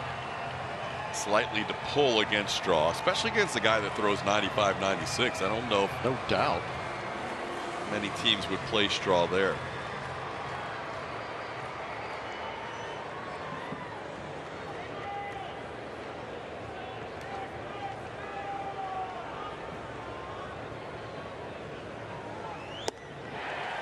This is that fastball. 2 strikeouts in the inning for Middleton, 2 outs. Martin Maldonado will bat with 2 outs and 2 on.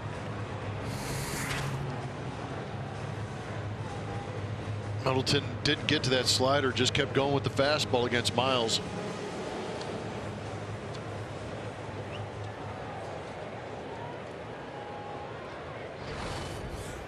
Maldonado hitting the furthest baseball of the night his last time up. He pounded a home run to the back of the Astros bullpen.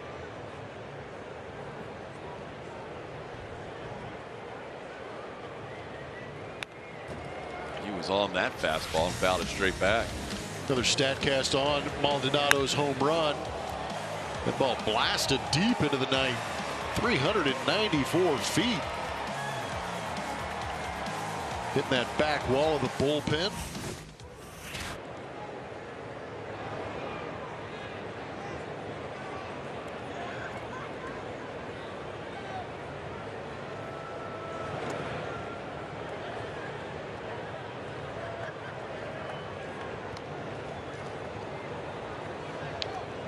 Middleton through his career has been a guy that has struck out more than 9 per 9. He's got 96 strikeouts in 95 and 2/3 innings coming in to this season. And then this year the strikeouts have been down a little bit for him. 25 innings, 17 strikeouts, but he does have 2 strikeouts in this inning.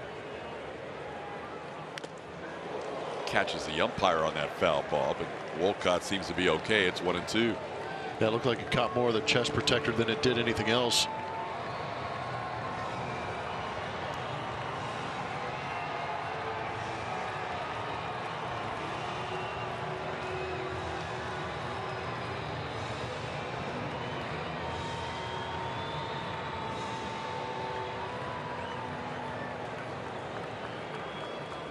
Correa on second. He had a leadoff double. He has stayed there through 3 batters. Toro on first. He walked.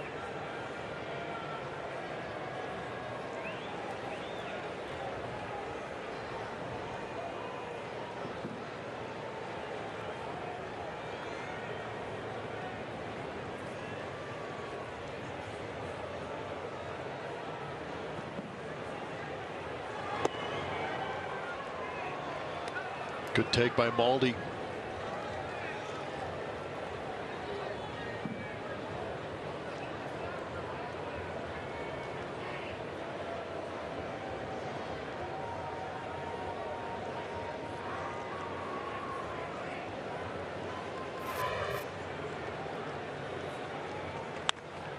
There's a ball to left field. That'll be down for a hit. Correa being waved home. He's going to score. Martin Maldonado. Another RBI. The Astros lead this game 8-3. Great piece of hitting by Martin Maldonado. Got that slider, slashed it into left field to drive in that 2-out RBI.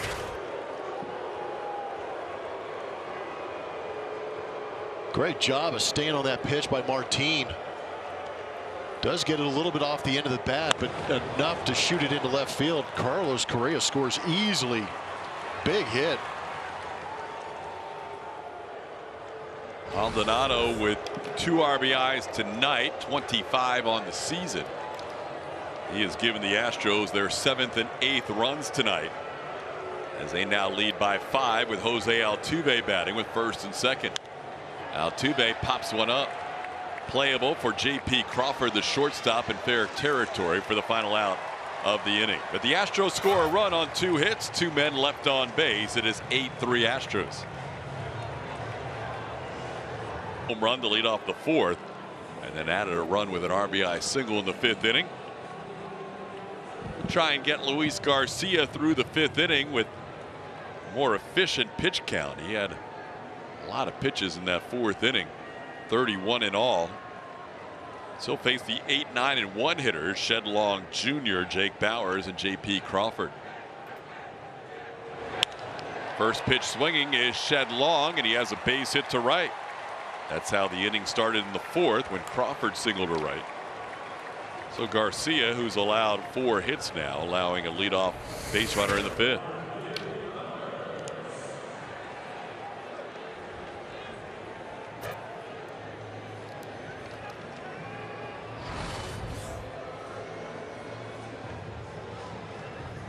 Number 9 hitter Jake Bauers will bat. He flied out to center field his first time up. That fastball to Shed Long was his lowest velocity fastball of the night. I noticed that too. 91. I mean, earlier in the night he was 96 consistently, usually 95, 96 early on, but now, as this game's gone along, first pitch of the inning was 91. Drops in a breaking ball for a strike to Bauers. How about that pitch? Kind of buggy whipped a changeup in there. Some filthy movement, tailing away. I do not remember his changeup having this kind of movement. No. Yeah, the good ones have been very good. The bad ones have been in the dirt. So you know, if you're going to miss, you don't want to miss out over the plate. So I've got no problem with some of those ones being yanked a little bit and being put in the dirt. But when he's had them up near the zone, they've been moving pretty good.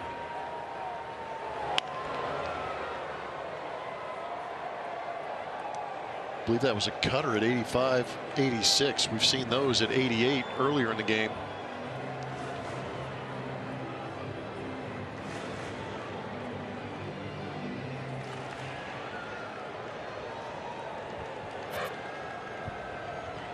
Bauer started his season with the Cleveland Indians, played 43 games with Cleveland. Acquired from Cleveland on June the 10th. Now 32 games with Seattle.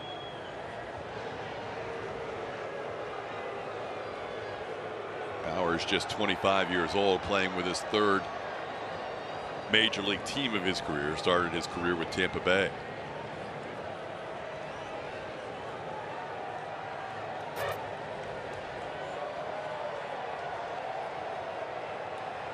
Garcia has 7 strikeouts tonight, 1 off his career high, which he's done 4 times.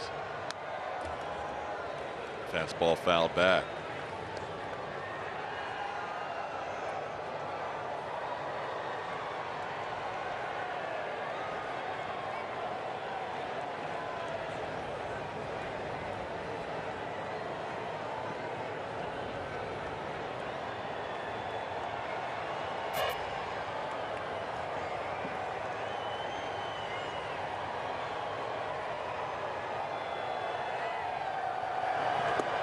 Got him with the changeup.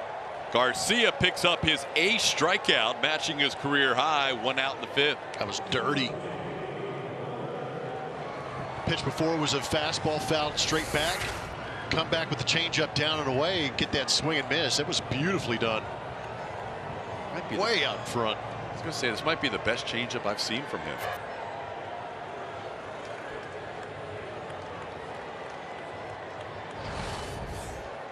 Now will face another left-handed hitter, J.P. Crawford. He has not retired Crawford yet. He's 2 for 2 with a run scored. Nice breaking ball for a strike.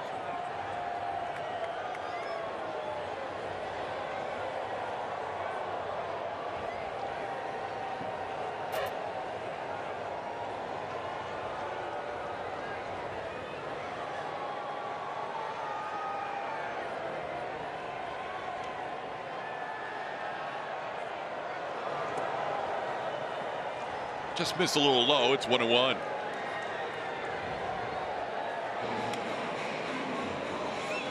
Looks like Ryan Weber, the right-hander for the Seattle Mariners, getting loose.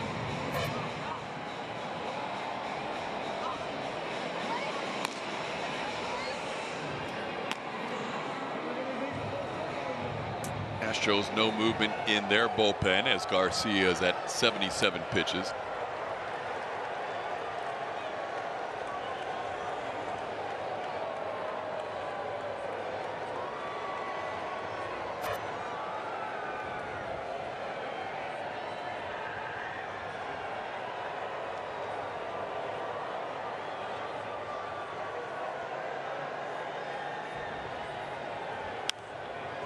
There's a fastball pop foul.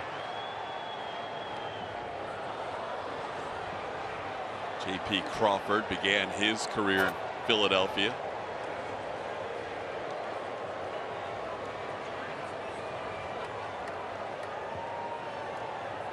Came over in the deal that sent Gene Segura to the Phillies.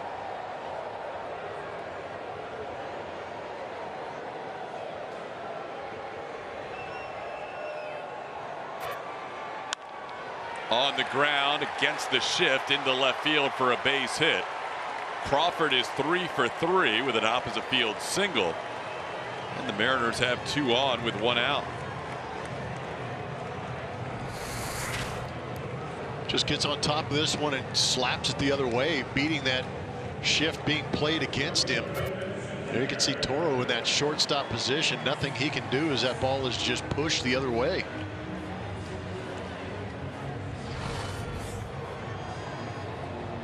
That's now 5 hits for the Mariners, 4 of them coming in the last 2 innings as Mitch Haniger will bat. Haniger has been the Mariners' best hitter all year, 0 for 2 tonight.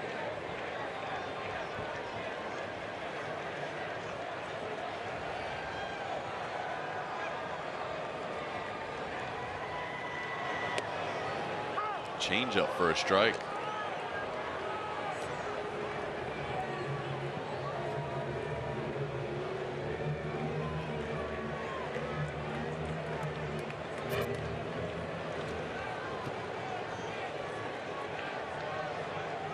Garcia's gotten away from that fastball for most of this inning. He threw one to Shed Long, one to Jake Bowers, and two to J.P. Crawford. Gets a cutter there. It's 0-2. Yeah, getting down that off speed.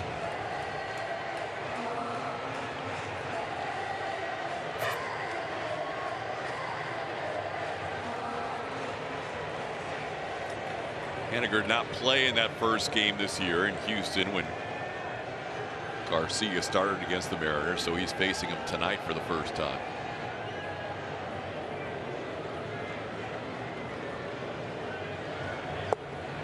Got him. Career high 9 strikeouts for Luis Garcia. Froze Mitch Haniger. And there's 2 outs in the inning. Nicely done by Luis Garcia. Threw that cutter at 86. Backs up and stays right on that bottom edge, fooling Mitch Haniger to get that 9th K.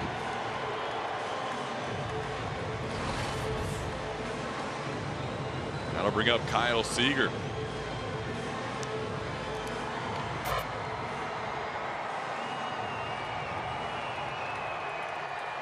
Now the Astros bullpen starts to move a little bit. Brian Abreu has grabbed the baseball.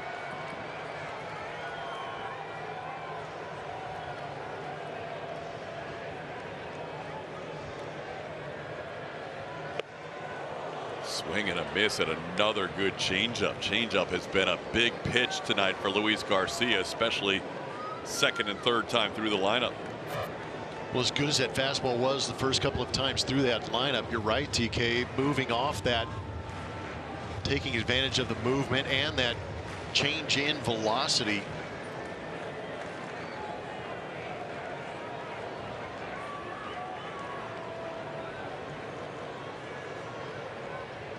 Even though he's only at 84 pitches, this very well could be his last inning, as he's really had to work hard the last couple. As he picks up a swinging strike on Seager, it's 0-2. Great location on that cutter. Changeup fading away, cutter breaking down and in. He's covered both sides of the plate.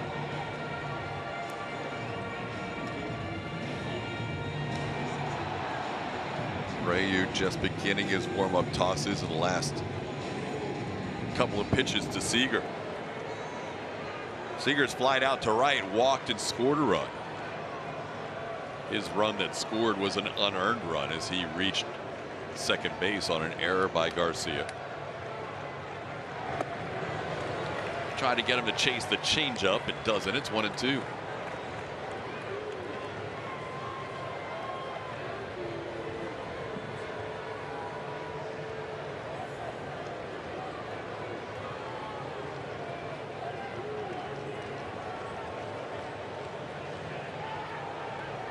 They stay in rotation. Garcia should pitch the final game in San Francisco on Sunday.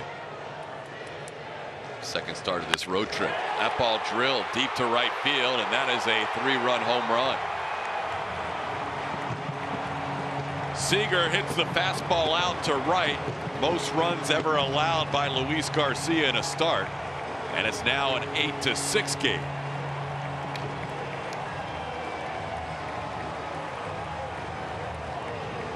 The velocity jumped back up to 95,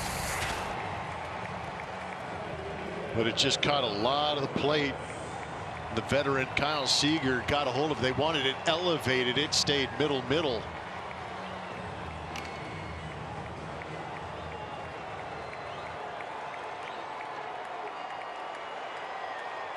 Somebody might want to go and have a conversation with Luis Garcia in this moment. Just give Abreu a little bit more time to get loose out there. Carlos Correa's the man.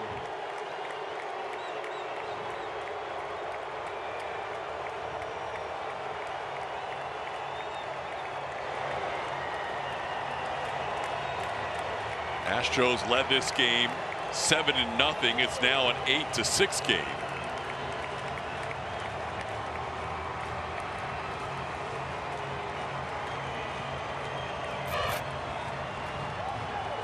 Looks like Dusty will give him at least one more hitter here. Ty France will bat. No, Dusty's going to come out. That was just a stall tactic. So Abreu will be the new pitcher.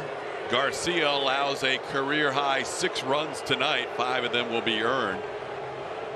And it'll be a frustrating night for him. He was 1 out away from qualifying for a win before that 3-run home run. We'll be back with a new pitcher after this.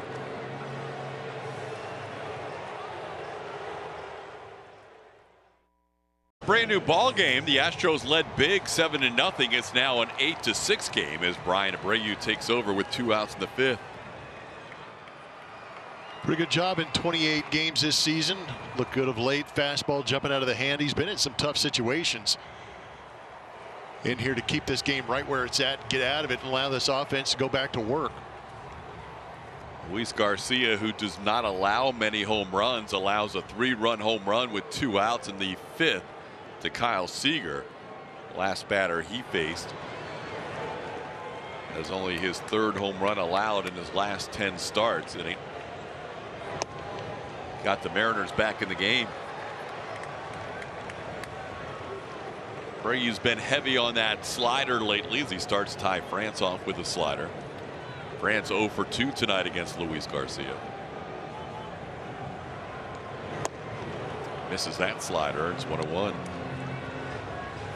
You can see why he'd be so prevalent with the slider, because it's a good one.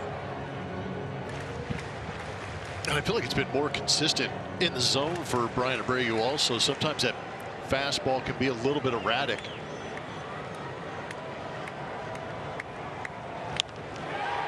Into center field. Straw comes on, makes the catch for the final out of the inning.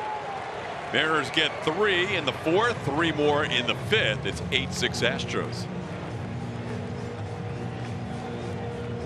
Bish, Ian Kinsler, Curtis Granderson also on that list. It's also the anniversary of Craig Biggio being enshrined in the Hall of Fame. 2015 when he made his speech. It's a big date for Craig Biggio, July 26th. As the Astros lead 8-6 as we head to the 6th inning. Mariners will go to the bullpen once again for a new pitcher. It's Eric Swanson, the right-hander for the Seattle Mariners. Great numbers on the season. In 13 games, a .55 ERA, 18 strikeouts to 6 walks on the season for Swanson. Fastball, slider, and occasional split mixed in there. Michael Brantley, first pitch swinging, fouls one out of play. Brantley already with a 3-hit night going. A couple of infield hits and a double into left center field. Astros led 6-0 after 1, 7-0 going into the bottom of the 4th. Mariners scoring 3 in the bottom of the 4th, 3 more in the bottom of the 5th on a Kyle Seager 3-run home run. Right now, Martin Maldonado's home run and RBI single the difference in this game. It's 8-6.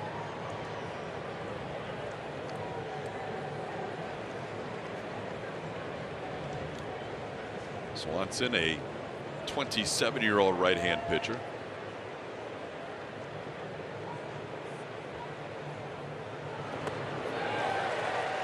Getting ahead of Brantley here, 1-2. It'll be Brantley, Yuli Gurriel, and Yordan Alvarez.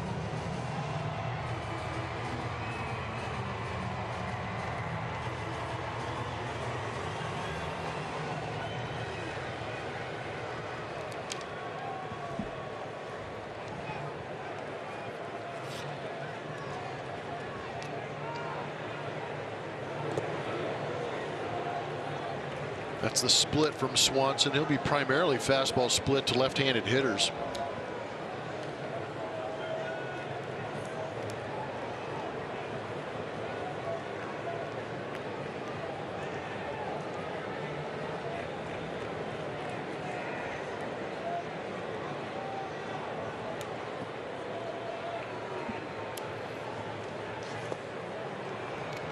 Another one bouncing in there. And the count's gone full. Luis Garcia was cruising along with a big lead through 3 innings. Ran into trouble in both the 4th and the 5th innings. And did not last long enough to qualify for the win.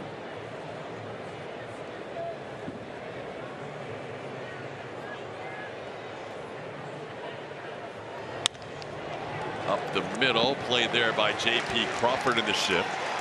Brantley retired for the first time tonight, and there's one away. Talked about that fastball split to lefties. There you see it, 73% fastballs. He'll throw close to 70% fastballs to right-handed hitters, and he'll move off the split to the slider, breaking away from right-handed hitters. Swanson was on the injured list from the end of May until July 7th. He's currently on an active streak of 7 straight innings without allowing a run, as that fastball misses outside to Yuli Gurriel. Yuli, one official at bat, has walked, scored a run, been hit by a pitch, and also popped up. In the air center field, Jared Kelnick comes in, and there's 2 outs. Nobody warming for the Astros, so Brian Abreu will be back out for the 6th inning after getting the final out in the 5th. I'll bring up Yordan Alvarez. Alvarez 1 for 3 tonight, an RBI and a run scored.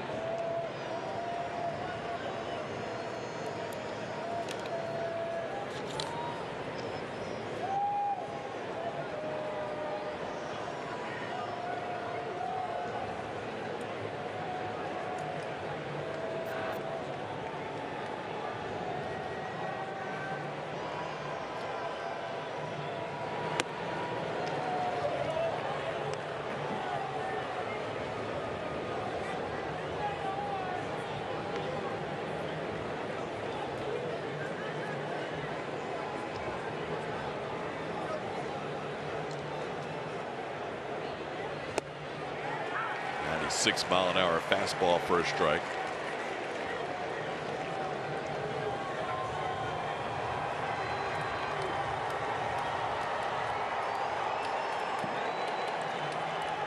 Swanson was part of that deal from the Yankees that sent James Paxton to New York. Never pitched at the big league level with the Yankees. Made his big league debut in 2019 with the Mariners.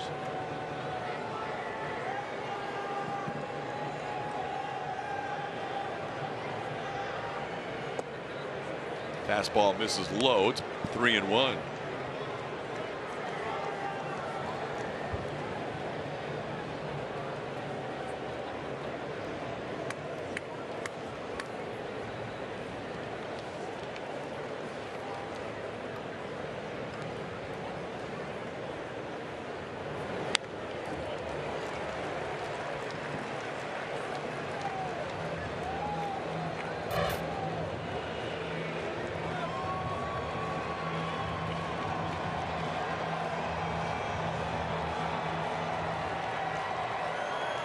Astros 8 runs on 10 hits. Mariners 6 runs on 6 hits. Full count here to Yordan Alvarez. Upstairs, ball 4. As the 3rd walk allowed by Seattle pitching tonight, in Yordan, a 2-out base runner. I'll bring up Carlos Correa, who seems to have things going. 3 for his last 5, including a walk going back to yesterday's game. 2 for 3 tonight with a couple of doubles. Yeah, Carlos doubled on a fastball early, drove in a run, and then that 3rd at bat in the 5th inning got a slider from Keenan Middleton and ripped it into left center field. In on his hands, 1-0. Yeah, the command of the fastball from Swanson, a little elusive here between Yordan Alvarez and Carlos Correa. Maybe he could lose control and throw one right down the middle and let Carlos take a pass at it.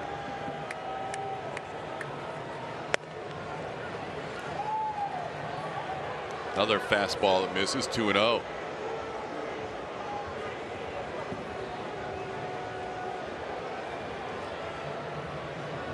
Both the Astros and Mariners playing game number 101 on the season.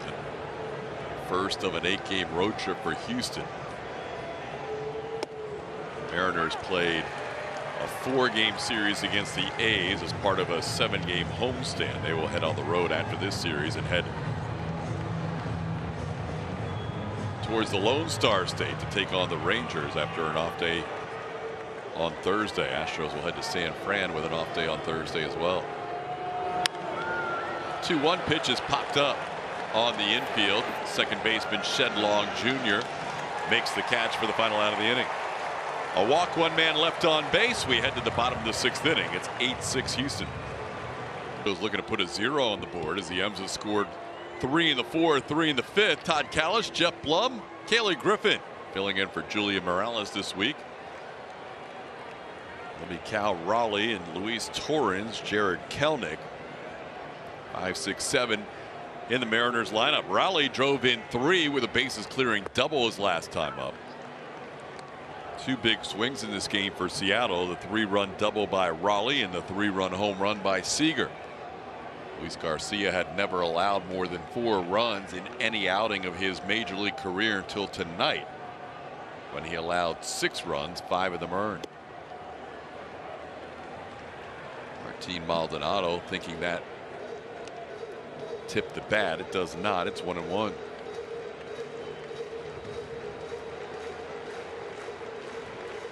Seemed like Maldi was pretty convinced it did.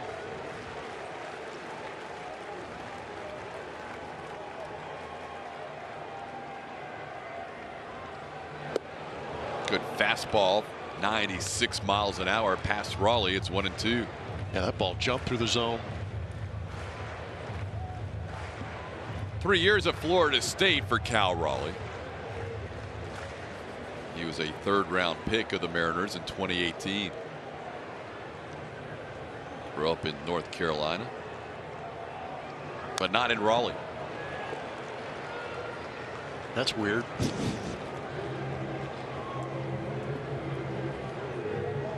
Graduated from Smoky Mountain High School in North Carolina. Counts 1-2. Abreu right now would be the pitcher of record for the Astros. Garcia going 4 2/3 innings. Abreu came in to get the final out in the 5th. Chased the fastball and fouls it back.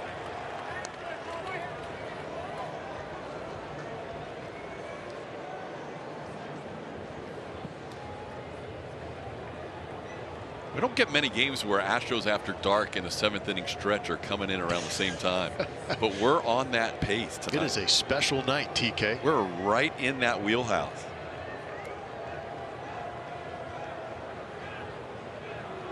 What were you saying earlier about Kaylee Griffin's time of games? Yeah. We're just trying. I mean, sports is about being consistent. Yep. Swing and a miss. That's one thing you can say about me. Swing and a miss. Abreu gets Raleigh for a strikeout. Well, the good news is this going to be your first Astros after dark, Kaylee? Oh, it is. All right, so we take the governor off. Yep. There are no rules in 20 minutes. All FCC rules. We still have a lot of game too. Oh yeah. We get into a lot. To enjoy it, yeah. We could be in big trouble. Yeah, you're right. I think a lot of people might be worried about me, but to be determined. It's Luis Torrens' turn to bat. He is struck out and lined out. There's a slider bouncing outside for a ball.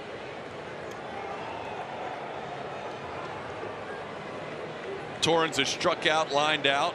The bottom part of the lineup. Bottom 4 hitters 1 for 8 tonight against Luis Garcia. Damage done by the first 5 in the lineup.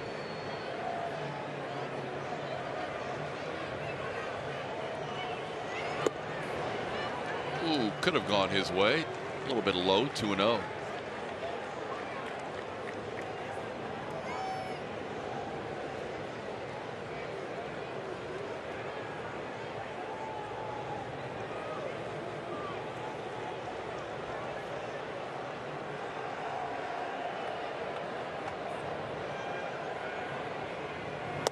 Only other American League West team playing tonight. Texas has the day off. Oakland has a day off. The Los Angeles Angels at home in Anaheim. They lead their game 5-2 against the Rockies. That's in the bottom of the 8th inning. That's the only other game still going on in the major leagues. Shohei Ohtani pitched 7 innings of 1-run baseball tonight. A couple of close pitches just missing for Abreu in this at bat. It's 3-1. I give Quinn Walcott, the home plate umpire, a lot of credit. He's really stayed to his zone. Some of these pitches have been very good, just off the edges, but not giving in to either side. Which translates to hitter friendly. Yes. Ball 4. You know who hit another home run in that Angels game tonight? Shohei Ohtani. No, although he did go 1 for 4 with an RBI. Super Jack. Jack Mayfield. Now with 4 home runs on the year. I think they're mostly recent too. Yeah, he's been on a tear for the Angels. He's also got the lowest ERA of any Seattle Mariner this year. Jack Mayfield, since a game against the Mariners on July 17th, has hit 4 home runs in a span of 9 games. It's unbelievable. One of our favorite Astros of all time. Abreu missing to Jared Kelenic, 1-0. Kelenic struck out twice tonight against Garcia. Garcia ended up with a career high in strikeouts, 9, but also a career high in runs with 6.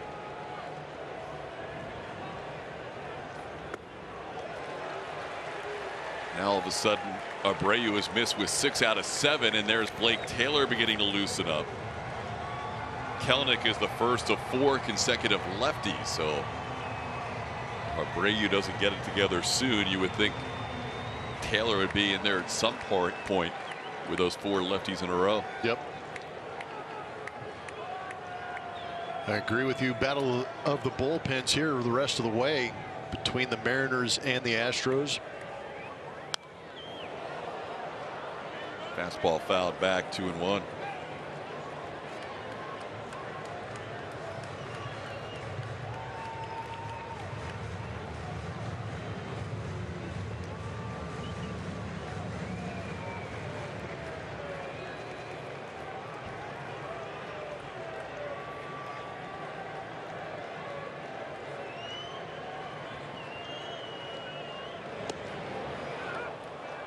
.96 dotted up at the knees.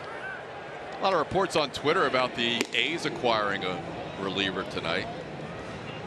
Left-hander Andrew Chafin in a trade with the Cubs. Not official, but numerous sources reporting the deal.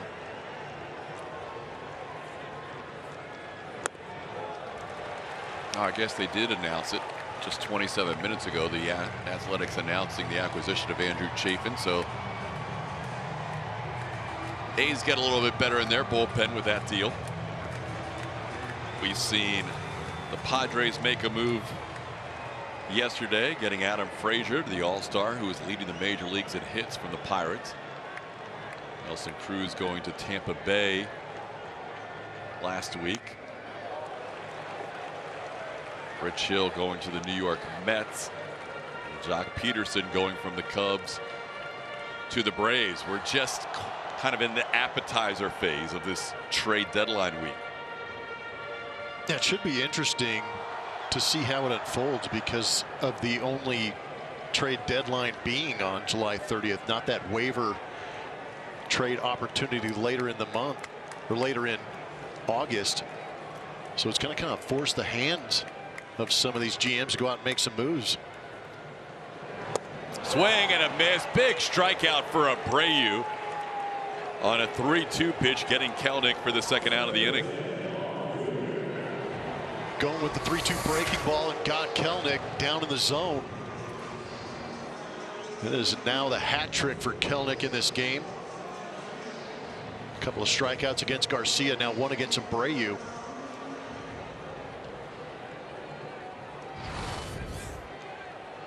So now Shed long bats. He's 1 for 2 with a run scored.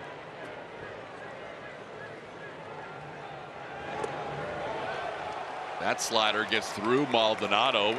Advancing to second is Luis Torrens. A big turn, but he'll hold up there. A pitch in the dirt. Advanced Torrens 90 feet.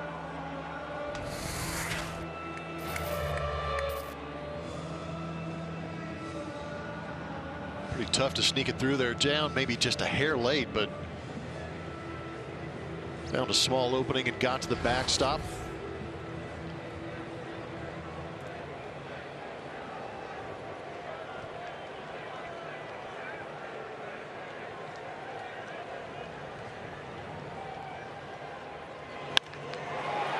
Ground ball the other way. That'll get through for a hit.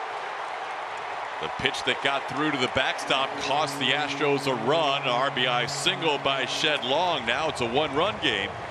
Mariners matching their highest run total in the month of July with 7 runs. It's now 8-7. Actually made a good pitch. Shed Long hit this one off the end of the bat.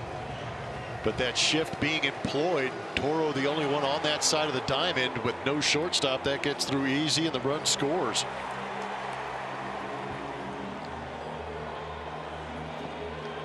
So the Seattle Mariners showing some come from behind type offense to get back in this ball game. Dusty Baker out to the mound with the lefty Blake Taylor warming up. Lefty Jake Bauers due up. We'll have a pitching change here. Abreu will leave. A runner on in an 8-7 game in the bottom of the 6th inning. Now on first base, Blake Taylor takes over.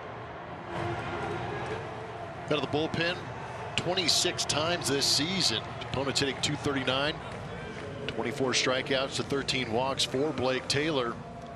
He's had that good fastball in the low 90s. Sometimes he can reach that mid 90s. Also has that slider. Pitch against Texas on the 24th. Won an inning, had a couple of strikeouts, throwing 23 pitches. We mentioned the Mariners have only a 2-man bench, but one of those two will be used here. Dylan Moore will pinch hit for Jake Bauers. Moore, who's versatile and can play any position, will pinch hit here against the lefty Blake Taylor.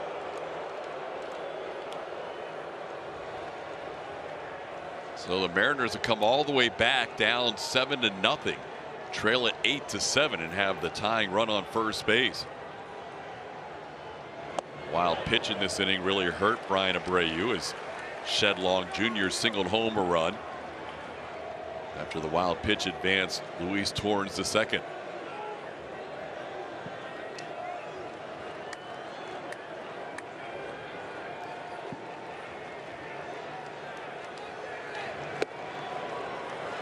Takes a fastball outside. It's 2-0.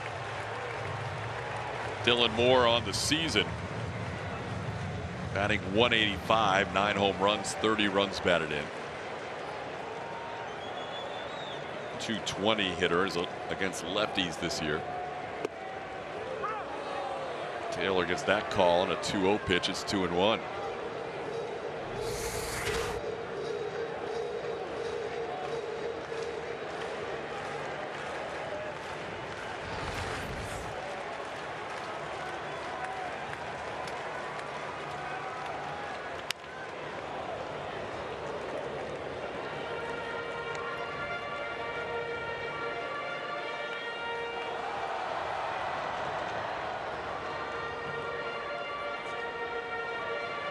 Brian Abreu going an inning in relief of Luis Garcia. Blake Taylor, the third pitcher of the night for the Astros.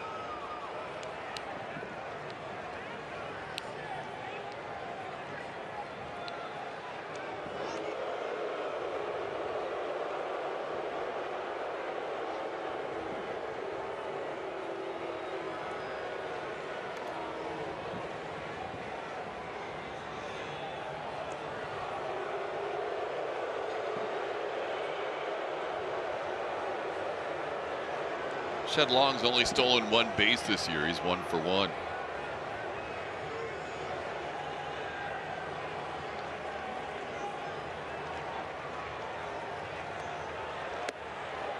Runner goes. Throw by Maldonado. Safe. Jose Altuve saying, or did he change the call?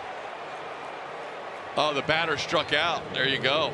So Dylan Moore strikes out. The play at second irrelevant. Astros through 6, lead at 8-7. Allowed a walk to Yordan Alvarez. That was his 8th consecutive shutout inning. Tucker misses the fastball. Kyle with a 3-run home run his first time up. He's 1 for 3 tonight.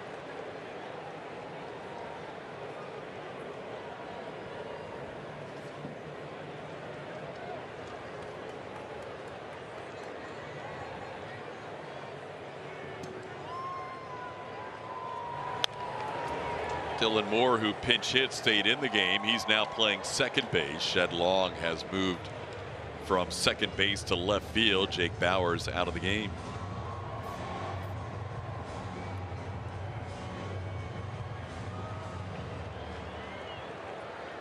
Scott Servers trying to get multiple innings out of Swanson. Talked about Hector Santiago not being in that bullpen, serving that suspension.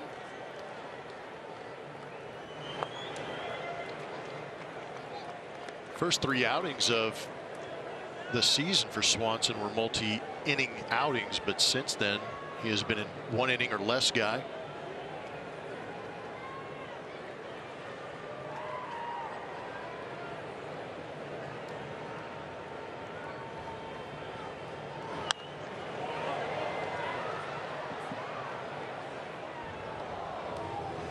That Angels game's over, so we are the final game on the ledger tonight, Glover. Yes. And we've just started the 7th. Save my best stuff for about 2 minutes from now.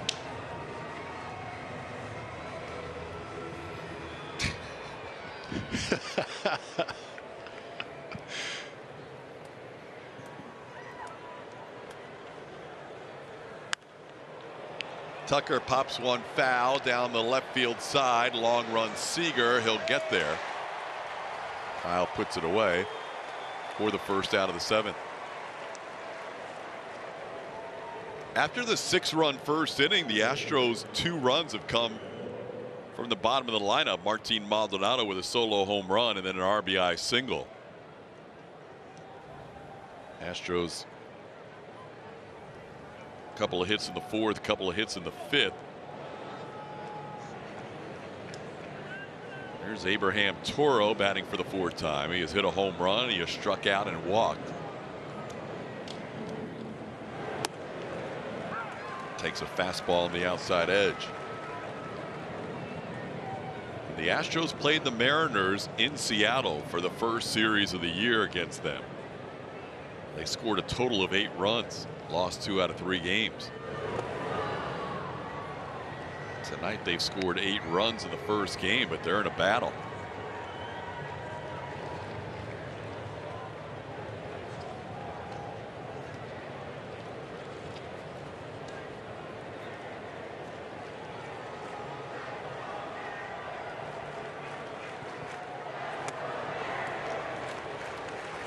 Pitch upstairs, 2-1.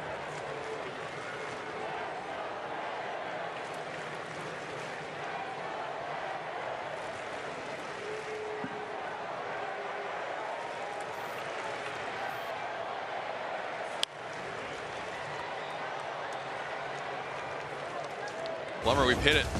Oh yeah. Wait for it.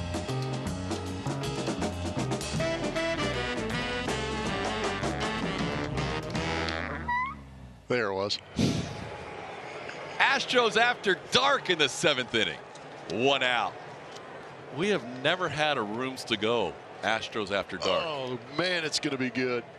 I might have to join you today. What? I might have to. How about it? Toro in the left field. Pretty well hit. Long all the way back. He's being called off by Jared Kelenic. That ball kept carrying for Abraham Toro the other way, but it's just allowed out.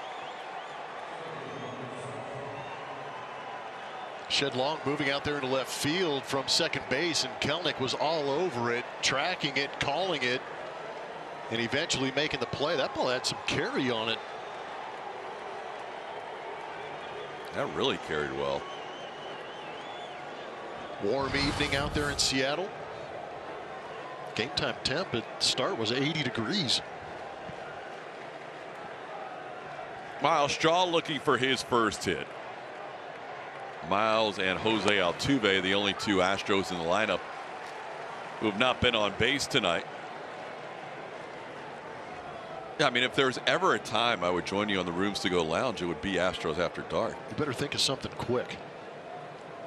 I mean, what are the options? Anything you want.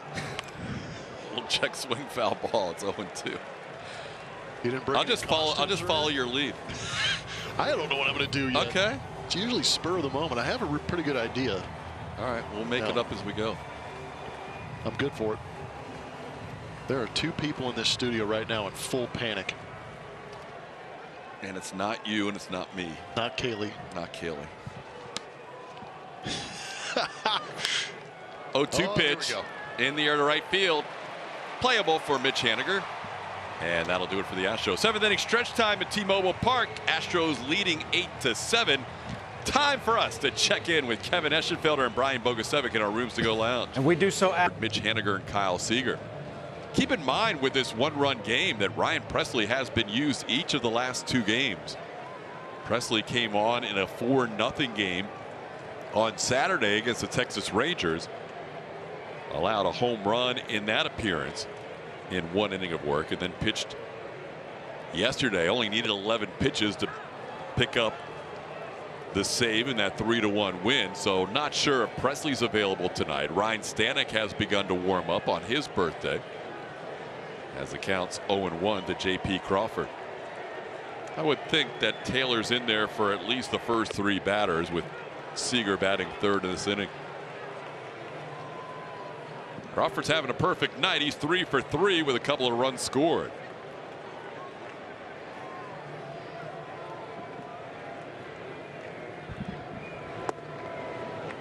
All right, TK, how did it feel? It's a little weird because you're off headset, so you're just kind of floating out there. You're on headset the whole game. Yeah, you're tethered. You're tethered. And then you're just free as a bird in the 7th inning. I just kind of followed your lead, and then I got stuck in the middle. You kept going. It was outstanding. But yeah, don't count on that regularly. I'm hoping this might be our only Astros After Dark / Rooms to Go combo. Me too. we don't need to be doing that too often. We appreciate people who've hung with us tonight. It's been a game that looked really good for the first few innings. Looked like the Astros were in command. And then the Mariners, to their credit, have really turned things around, as Stanek turning 30 years old today, warming up in the bullpen.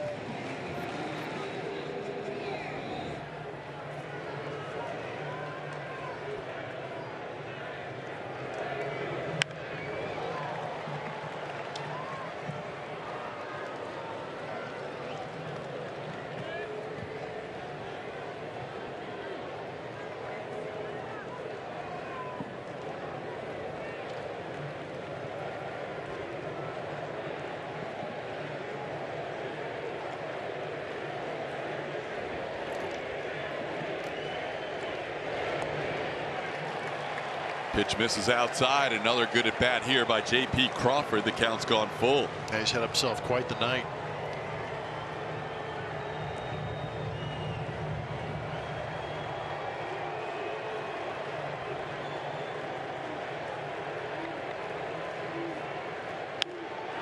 Into center field. Straw's there.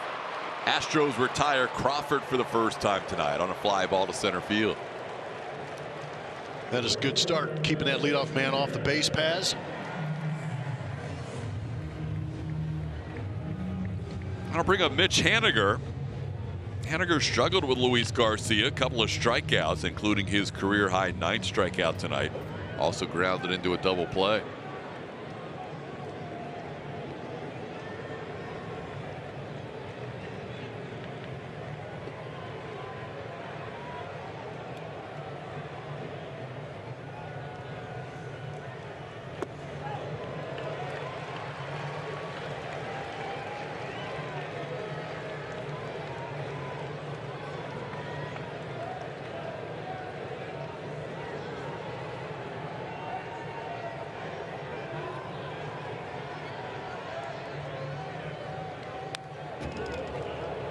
One and one.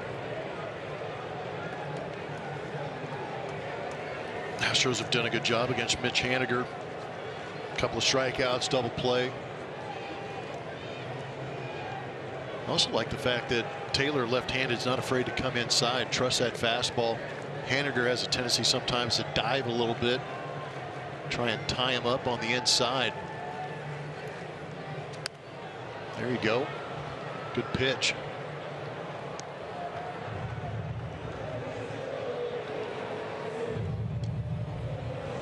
Taylor's looked good since coming off the injured list. Kendall Graveman getting loose, starting to get to some of the big boys in that Mariner bullpen. A little surprising to see him up here. It's only the 7th inning. Going to be the top of the 8th next inning. Usually he's closing those games out at home. Yeah, and I'm a little curious how Dusty has it lined up in his head with Stanek warming up now. That might mean that Presley would be available for a 3rd straight day. We'll find out.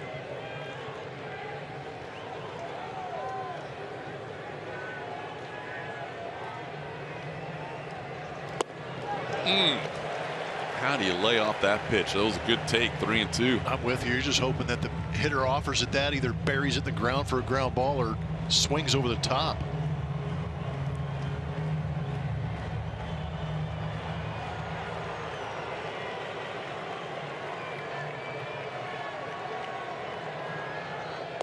Oh, there it was again.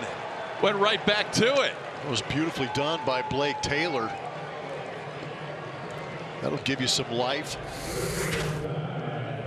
There it is, that slider grip on her matches from Supermo.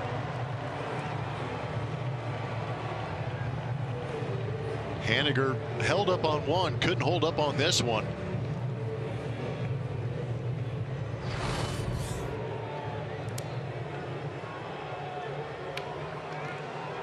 He set the bait out there, didn't bite the first one, but got him with the next one. Here's Kyle Seager. Seager hitting that big 3-run home run that changed it from an 8-3 game to an 8-6 game. It came with 2 outs in the 5th inning. Hit a 1-2 fastball out to right field. Last batter Luis Garcia would face tonight.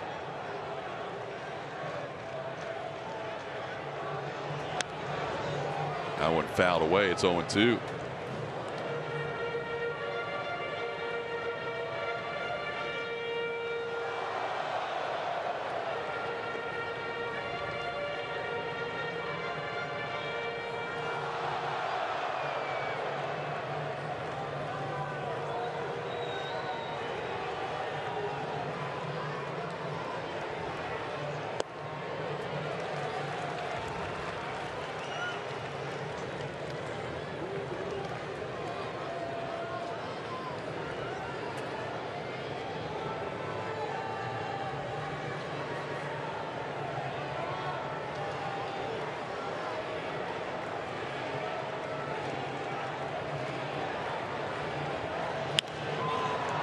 Fly ball left field, actually shallow left, to the point where Abraham Toro makes the play for the final out of the inning. 1-2-3-7. Nicely done by Blake Taylor, getting the top 3 hitters in the lineup.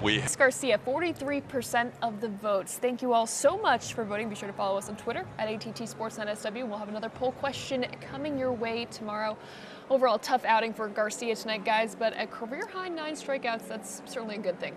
Yeah, it was kind of a mixed bag for him. I mean, the strikeouts were nice, but the big lead early, and you thought he was cruising along after 3. It just didn't work out in the 4th and the 5th innings for him. Yeah, it was a tale of 2 starts, really. The first 4 innings looking very good for Luis Garcia, and then things falling apart a little bit for him as Kendall Graveman, usually the closer for the Seattle Mariners, in this 8th inning to face 9-1-2 for the Houston Astros. Very good numbers on the season with a .84 ERA, 32 strikeouts to 7 walks, and as you can see, 10 saves out of 12 opportunities. Facing Martin Maldonado, taking a called strike. Graveman, who throws harder now out of the bullpen than he used to as a starter, knows he can let it eat a little bit without having to save any bullets. Kind of gone away from the curve and the cutter, which he had as a starter. Now just sinker, slider, change, an occasional 4-seamer. Graveman started his career with the Oakland A's. Never made a relief appearance with the A's. Didn't make a relief appearance until last year when he joined Seattle.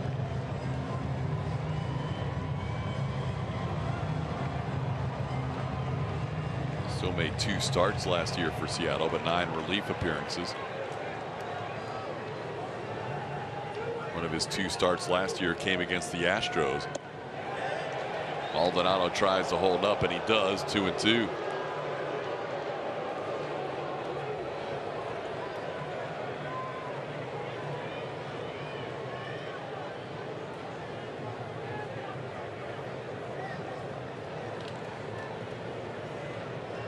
Gets a lot of strikeouts against righties with that slider.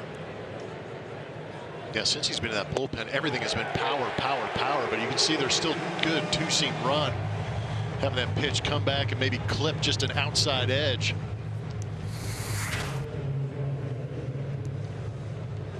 Wow. Tough pitch. And it gives the illusion to the umpire that it is coming back to catch that outside corner when you have that kind of movement. But really tough to stay on that pitch, especially at that velocity at 97.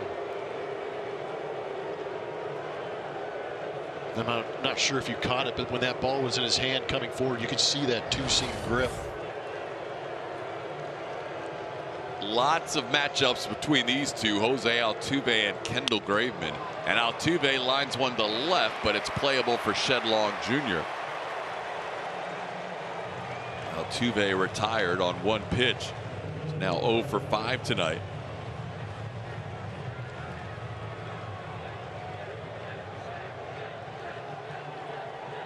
And that'll bring up Michael Brantley. Brantley, a 3-hit night tonight. Came into the game with a dozen 3-hit games. He was tied for first with Yuli Gurriel and Vladimir Guerrero Jr. in that category. So now the league leader with 13.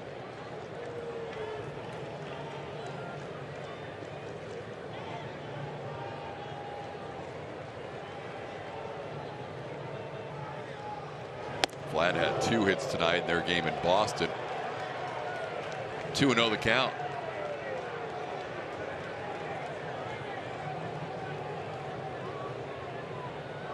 Astros trying to maintain pace with the Red Sox for the best record in the American League.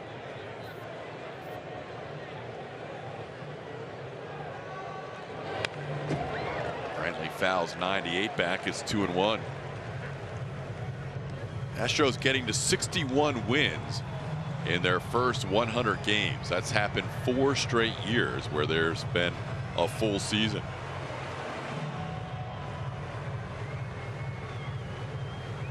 Joined a nice select group of teams through the years. Only 9 of them that have won 61 or more in their first 100 games for 4 straight full seasons. Only the Brooklyn Dodgers in the 1950s and the New York Yankees also in the 50s with more consecutive seasons, going 61 and 39 or better for 4 straight years. Yeah, it's been an incredible run for the Houston Astros organization as far as W's are concerned. And to be honest, we really didn't know what to expect after last season. Through those 60 games, they ended up coming in 2nd place in the West, but they have come out and thundered through the first 100 games this season.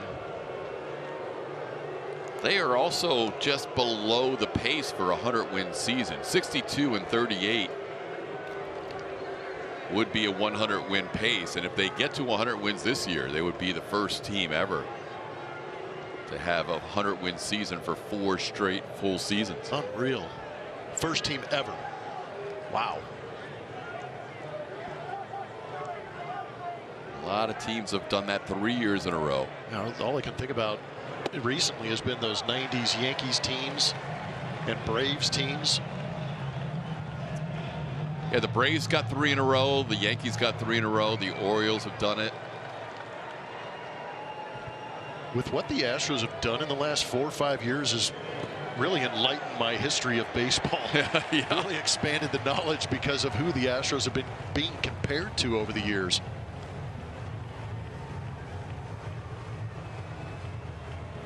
And by the way, Michael Brantley, 331. Nick Castellanos, 329. Major league leader. Yep. How about it? With that 3-for-4 night after that walk. Yuli down in the count 0-2. Gurriel 1-for-6 in his career against Graveman. 5 of his 6 at bats against Graveman. He's hit ground balls.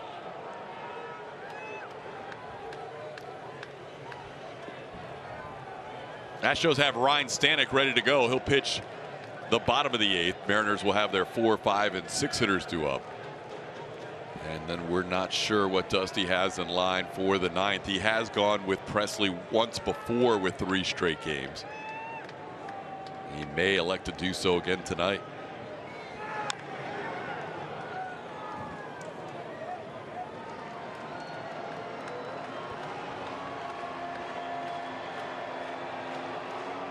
Graveman was used in that Oakland series back-to-back games, so he didn't pitch yesterday, but here he is pitching his 3rd game in 4 days. And pitching the 8th for the first time in a while for Scott Service.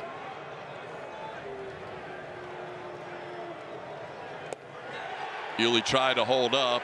He goes around. That'll be a strikeout to end the inning. Graveman picks up a couple of strikeouts in the 8th. 1 man left on base. We head to the bottom of the 8th. Ryan Stanek on, the birthday boy, trying to protect an 8-7 lead.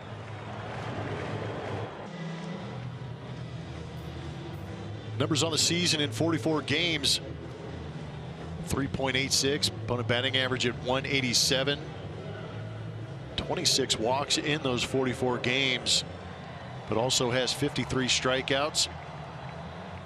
Last couple of innings have been very good for Ryan Stanek. In the last 2 innings he's pitched, he's got 5 strikeouts. Facing the 4, 5, and 6 hitters for the Mariners, Ty France, Cal Raleigh, and Luis Torrens. Stanek 30 years ago today, born in St. Louis, Missouri, so happy 30th birthday to Ryan Stanek. It's a foul ball on the swing by France. Stanek has been used more than any other Astros reliever this season. 4th pitcher of the night, Luis Garcia for 4 2/3 innings. Brian Abreu for an inning. Garcia giving up 6 runs. Abreu gave up a run, and then Blake Taylor retiring all 4 batters he faced. Nice job by Blake as Stanek gets ahead 0-2 on Ty France.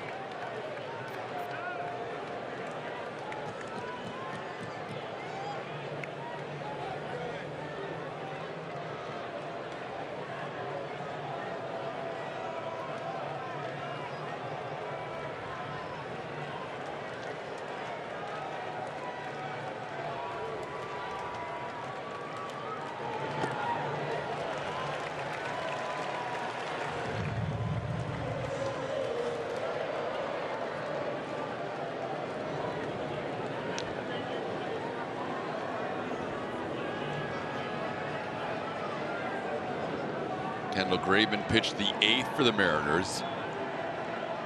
Paul Sewald is warming up. Normally it's the other way around. Normally it's Sewald in the 8th, Graveman in the 9th, but Sewald looks like he might get the 9th inning. So France sends one foul and out of play. It almost felt like Service wanted to have Graveman face the top of the lineup for the Astros. And bringing in his top guns with his team trailing speaks to kind of how important this series is for Seattle. I completely agree. They wanted to keep this game as tight as possible to allow themselves a chance here at home. Maybe in that last at bat.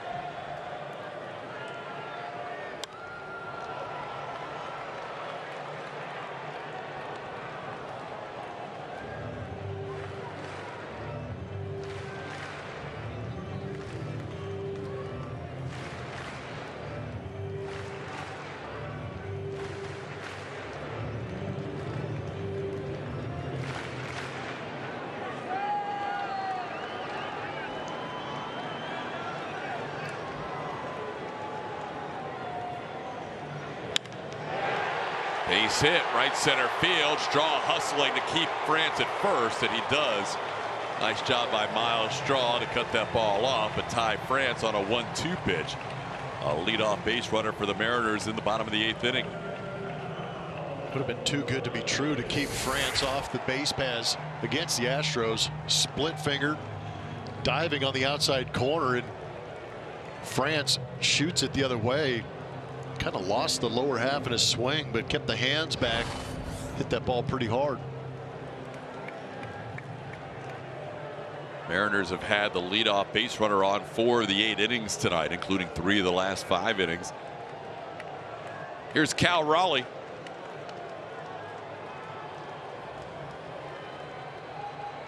Raleigh has doubled in 3 at bats. Swing and a miss at 99.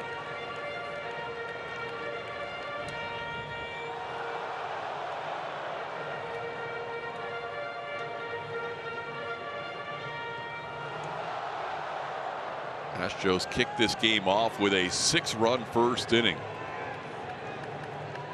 6 consecutive batters reached and eventually scored.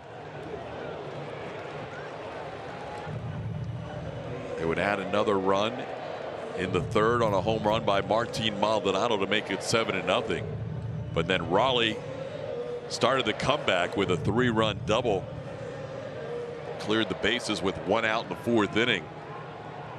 And the big blow after Martin Maldonado added another run was the Kyle Seager 2-out 3-run home run in the bottom of the 5th to make it 8-6. Wild pitch was costly as Brian Abreu allowed a run in the next inning to make it 8-7. That's where we are now. 8-7, bottom of the 8th inning. Ryan Stanek facing Cal Raleigh with a runner on and nobody out. My watch just told me to go to sleep. Did it? Yeah, I got to make an adjustment here. It's not good. Yeah, I'm going to get a obviously it doesn't read my heart rate. I'm going to get a bad whoop score tonight, I think. Oh no. Yep. My recovery might not be good on this one. Oh, give it to him. Yes, he did. 0-2 pitch. Breaks over the inside corner as Stanek throws a beautiful splitter. That was a great pitch. Needed that one. Raleigh couldn't believe that one stayed on the inside corner. Yes, he did yank that split a little bit, but still the effective break on it gets that looking strikeout.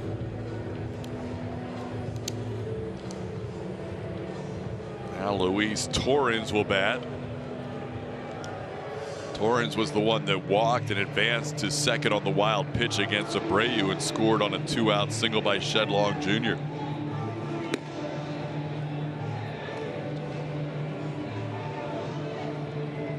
Brooks Raley warming up in the Astros pen. After Torrens, there will be 3 consecutive lefties, actually 4 consecutive 3 out of 4 lefties with Dylan Moore in the number 9 spot. Raley just began warming up.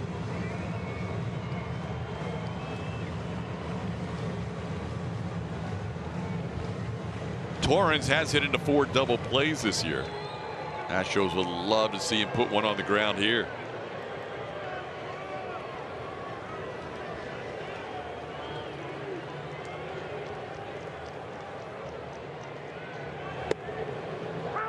Slider for a strike.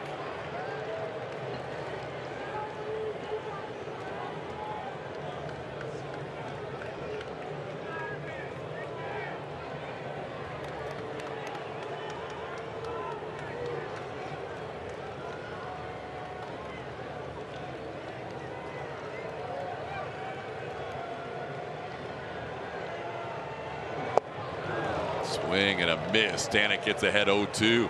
Yeah, usually the power fastball is effective for Ryan Stanek. We're starting to see some of the power off speed coming through there, getting a big strikeout in the previous hitter, but now working ahead 0-2 to Torrens with the off speed.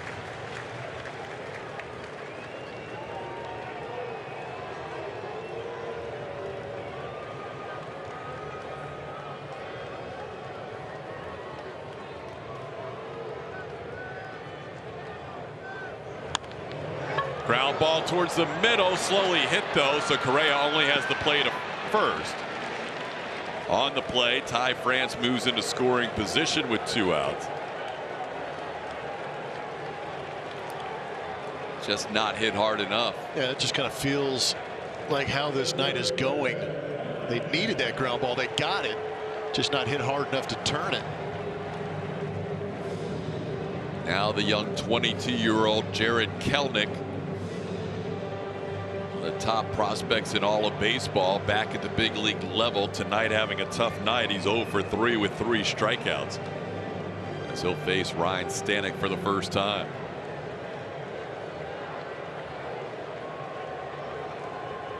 Kelenic on the season batting .102, 12 for 118.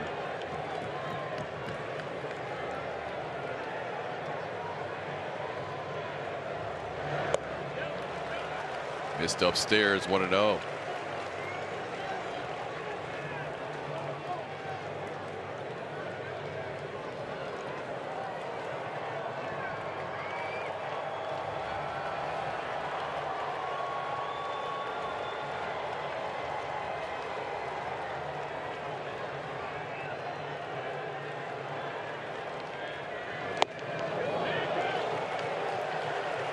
Just off the plate, 2-0.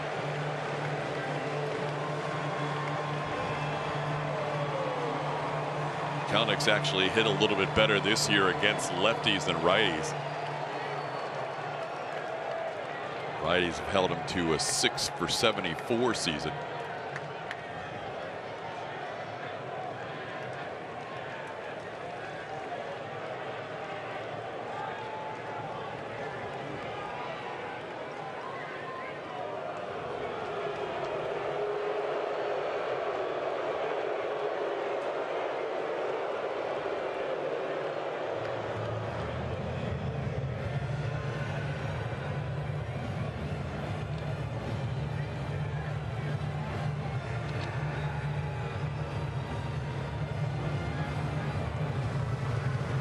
Strom looking on. You would think with Shed Long due up next, this is probably the last batter for Stanek. He would love to finish off the 8th right here.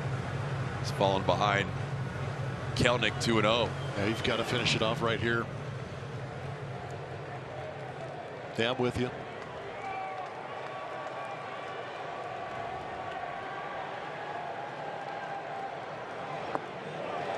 Continuing to go with the off speed. I was wondering if that conversation was going to be how they were going to get back on that fastball.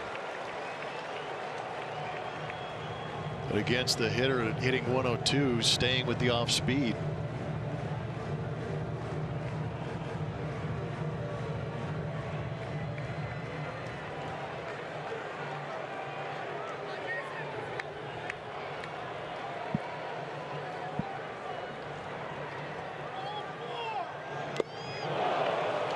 Rio green light, miss 98.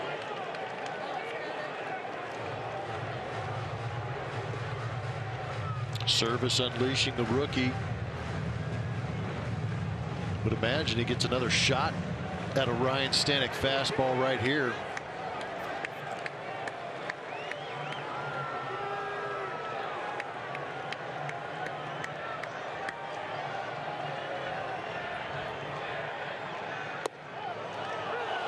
Perfect pitch at the knees, outside edge. Kelenic didn't like it, but that's as good as it gets from Stanek. Kelenic doesn't have to like it. That was a pitcher's pitch right there. Just grabbing a couple of seams on that outside corner.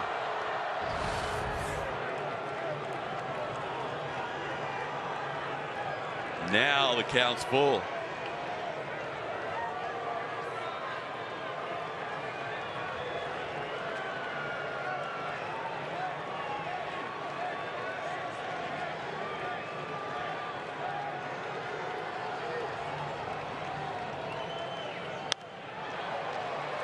Three straight fastballs after a 3-0 count. Got behind with the secondary stuff and now challenging with the fastballs. Good fastballs away too.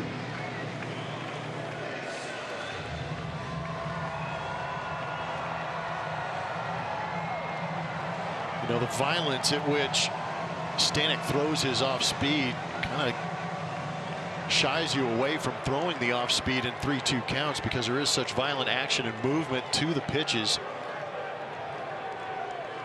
So I would imagine he's probably going to stay on that fastball.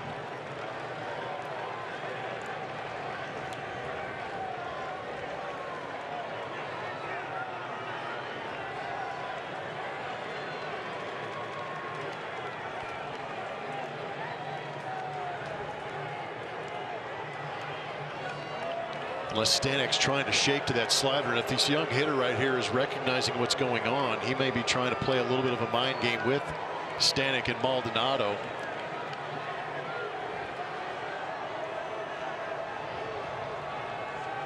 Slider may be the option right here. Throws the slider, but bounces it in there and walks Jared Kelnick to put runners on first and second. 2 outs in the 8th inning, and the lefty Shed Long due up. Dusty Baker is going to go to Brooks Raley.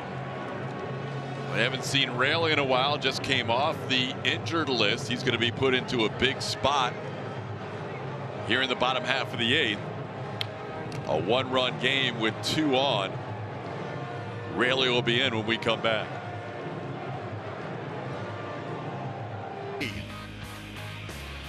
Big spot here in Seattle for the Houston Astros. New pitcher in the game, Brooks Raley. It's been a while since we've seen Brooks Raley. His last outing was July 4th in Cleveland. He was on the injured list July 8th through the 24th with health and safety protocol issues.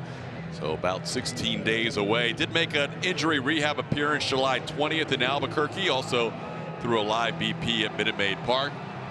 Raley's inherited more runners than anybody else on this bullpen by a wide margin. These will be his 27th and 28th runners inherited this year. 10 of 26 have scored. He'll face a pinch hitter for Shed Long Jr. Tom Murphy will pinch hit. So Scott Service using both of his bench players in pinch hitting roles, and he misses the slider, swinging strike 1. Well, Murphy hitting for Long with a runner on first and a runner on second with 2 outs. Service going all in, using his reserve players in pinch hit roles in a big spot. Already used Dylan Moore in the 6th inning to hit for Bowers. There's a strike on the inside corner. 0-2.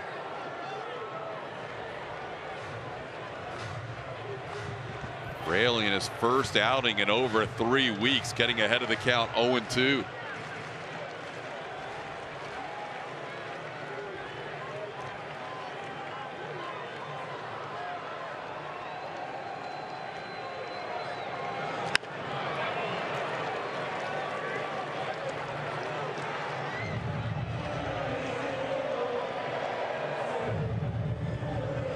Murphy on the year, batting .205, slightly better against left-hand pitching. He's a .217 hitter against lefties.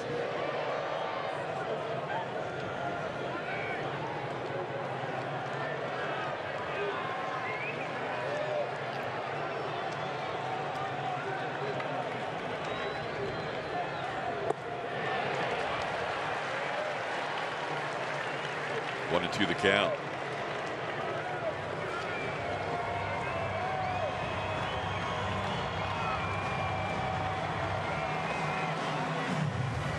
Murphy hitting for Shed Long here in a big spot. Raley ahead of the count, 1-2.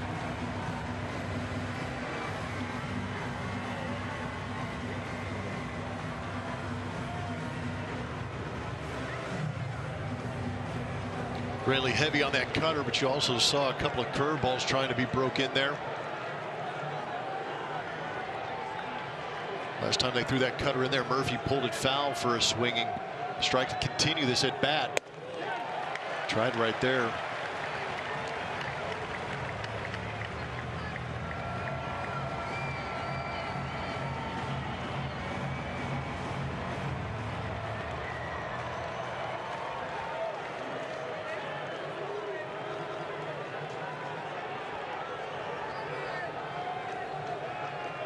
Big pitch right here. Don't want to get to 3-2 with 2 outs to give the runners a start. Goes from 0-2 to 3-2.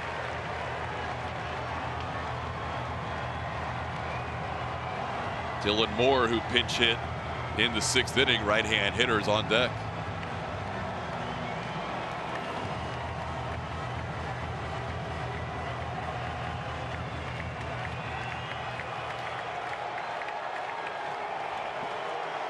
France will be off from second. Kelnick will be off from first.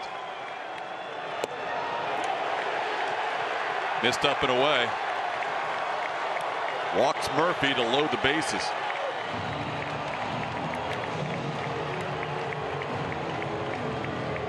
That's a tough one, getting ahead 0-2 and then losing them. Now face Dylan Moore. Yeah, that is the tough thing about getting ahead 0-2 is finding that pitch that you're able to locate or put in a spot where you can put away the hitter. And when I say put away, it doesn't necessarily have to be a swing and miss pitch. It's something you can create soft contact, let that defense make a play behind you. But now you've got the bases loaded, 2 out, and pressure on everybody who's wearing a gray uniform on that field right now. 5 in a row have missed from Raley. Came out and threw 2 strikes, but now he's struggling a little bit finding the zone.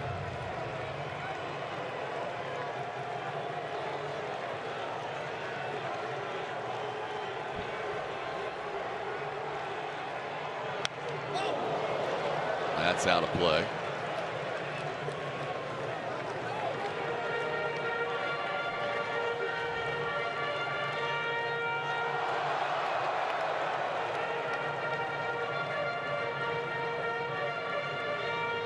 While Raley was on the injured list, he and his wife welcomed in their first baby boy.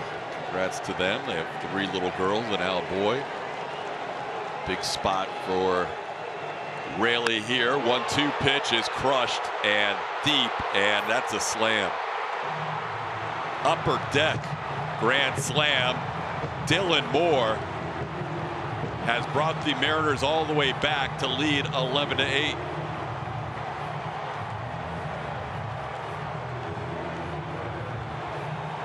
Brooks Raley throws a lot of cutters.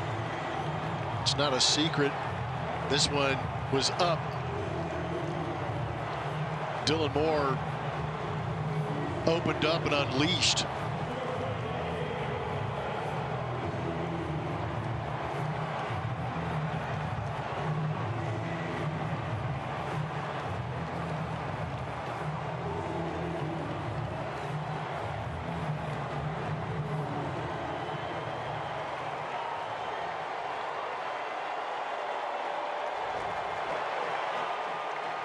Mariners set their new season high for runs scored. They have come all the way back from a 7-0 deficit.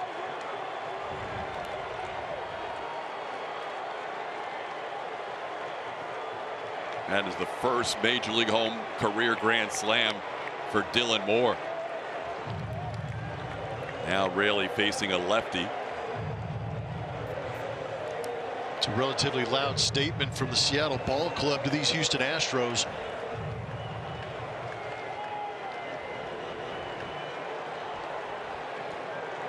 Moore did the damage, but if Raley had to do it all over again, he'd attack a little bit more on Murphy, getting ahead 0-2 and not being able to finish him off. Well, there's a couple of at-bats in this inning that you could really go back to, and it's really the last 3 at-bats. You're right, TK. Yes, attack Murphy in that 0-2 count, try and put him away. But it's also Kelnick. Guy hitting 102 ended up getting a big walk.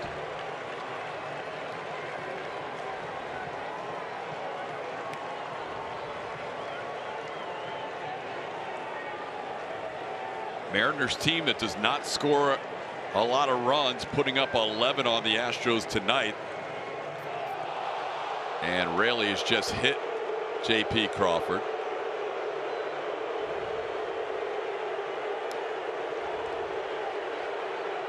Scott Service not happy.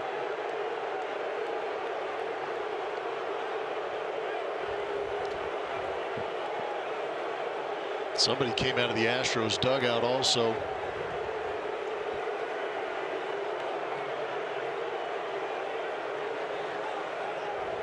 Omar Lopez, one of those out there.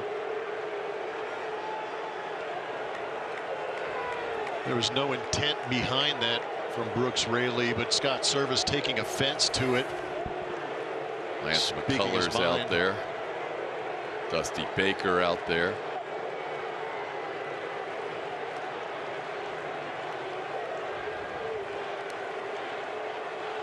Raley hadn't pitched in a while and showed his wildness, getting ahead 0-2 and then walking a batter, and then hung a pitch to Dylan Moore that was hit out, and hitting J.P. Crawford.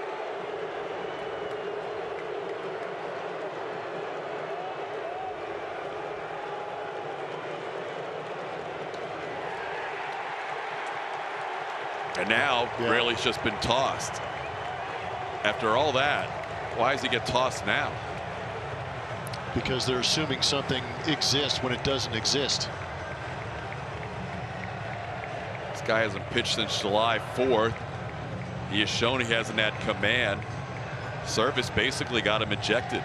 That's what Maldonado's saying. No, and he's saying it's a breaking ball. Yeah.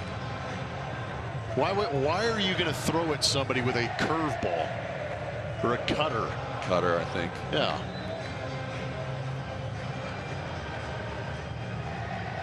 Adds to his major league lead on the career active list, as he will pitch in the bottom half of the 8th inning with a runner on and 2 outs.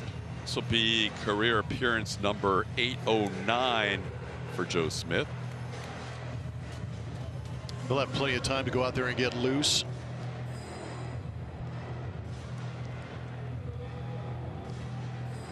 We'll be back at it tomorrow, same time.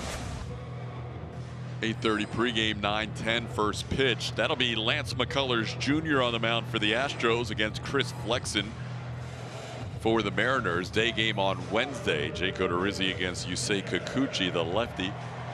Off day Thursday, off to the Giants. Best record in all of baseball. Another off day on this road trip Monday, and then the Dodgers for 2. Late arrival Thursday to get ready for the Twins for a 4-game series. Mitch Haniger will be the batter to face Joe Smith.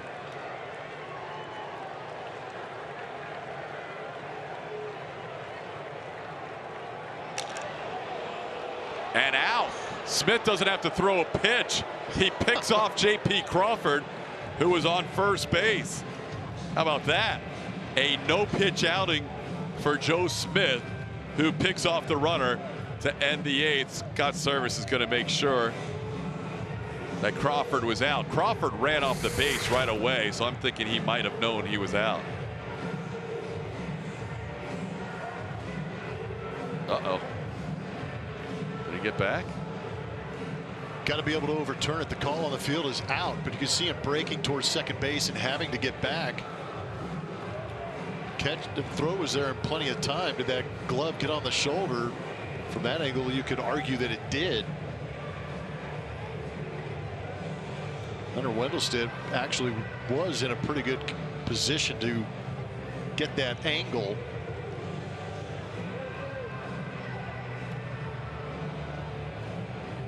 It's not a more veteran move than Joe Smith picking off immediately in that situation, by the way. Because you knew J.P. Crawford's mad. Yep, just got hit by a pitch. Yep. A no-pitch outing for Joe Smith in his 809th career appearance. You'll see something new at the ballpark. Him too. As the Astros need a rally now, down 3 with Yordan Alvarez leading off against the new pitcher for the Mariners. It is Paul Sewald. Sewald having a good season this season. ERA at 2.37. He has 3 saves out of 4 save opportunities. How about a strikeouts per 9? 15.7. He has been amazing. He's normally the setup guy for Kendall Graveman. They flipped the roles tonight. Graveman pitching the 8th, and now Sewald getting the 9th. Doesn't throw hard, but definitely has the funk with that delivery.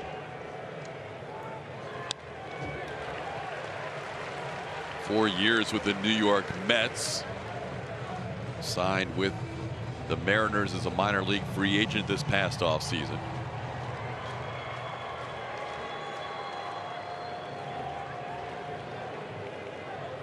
Jordan Alvarez, Carlos Correa, and Kyle Tucker. Astros needing base runners now. 8 runs on 10 hits to 11 runs on 9 hits for the Mariners.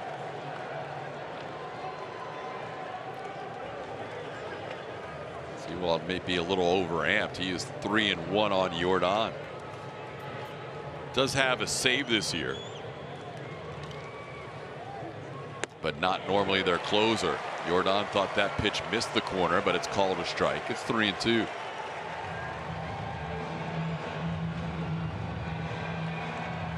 Sewald 3 for 4 in save opportunities.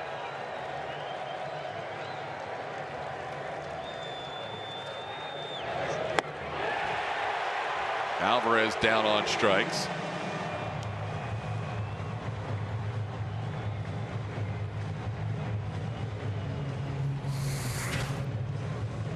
Sidearm 3/4 delivery. Jordan going off that outside edge a little bit, maybe because of that call earlier in the at bat, but still a good pitch by Sewald.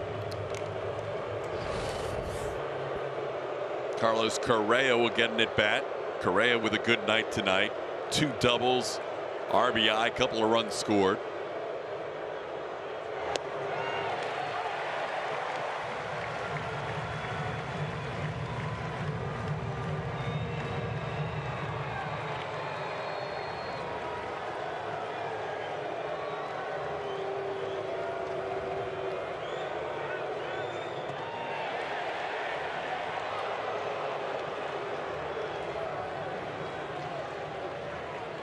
Thing that hurts the most about tonight's game is so many of these runs for the Mariners coming with 2 outs. The 3-run home run by Kyle Seager came with 2 outs. The RBI single by Shed Long came with 2 outs. That was after a wild pitch with 2 outs. And then Brooks Raley taking over a first and second 2-out situation. A walk after getting ahead 0-2, then a grand slam. The last 8 runs for the Mariners all coming with 2 outs tonight. Correa goes upstairs and misses the fastball. It's 2-2. And it turned into a bullpen game after that 4th inning. And that's where the Mariners have gone into lockdown. Astros getting 7 runs off of McCacken. And after that, just 1 run off the bullpen of the Seattle Mariners, as opposed to the Astros bullpen giving up 5.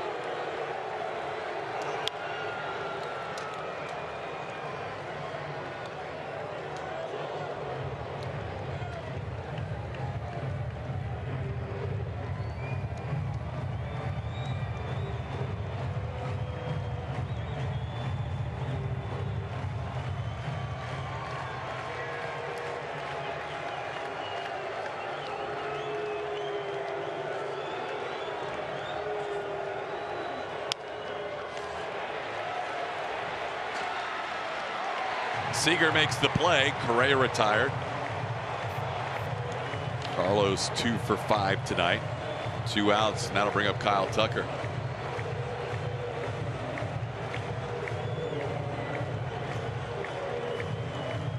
Well, we appreciate everybody that hung in there with us past 1 a.m. Central tonight.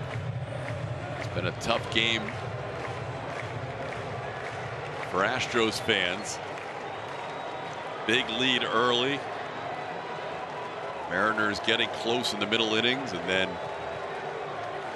Dylan Moore's first career grand slam off Brooks Raley, giving the Mariners the lead. Tucker to deep left, and that will do it. Dylan Moore puts that ball away for the final out of this ball game. Probably the toughest loss of the year for the Astros, right up there with that loss at home to San Diego in extra innings, as they led this game 7-0 but lose 11-8. The Mariners now 6 games back in the AL West. We'll have more, including the post-game show, right around the corner.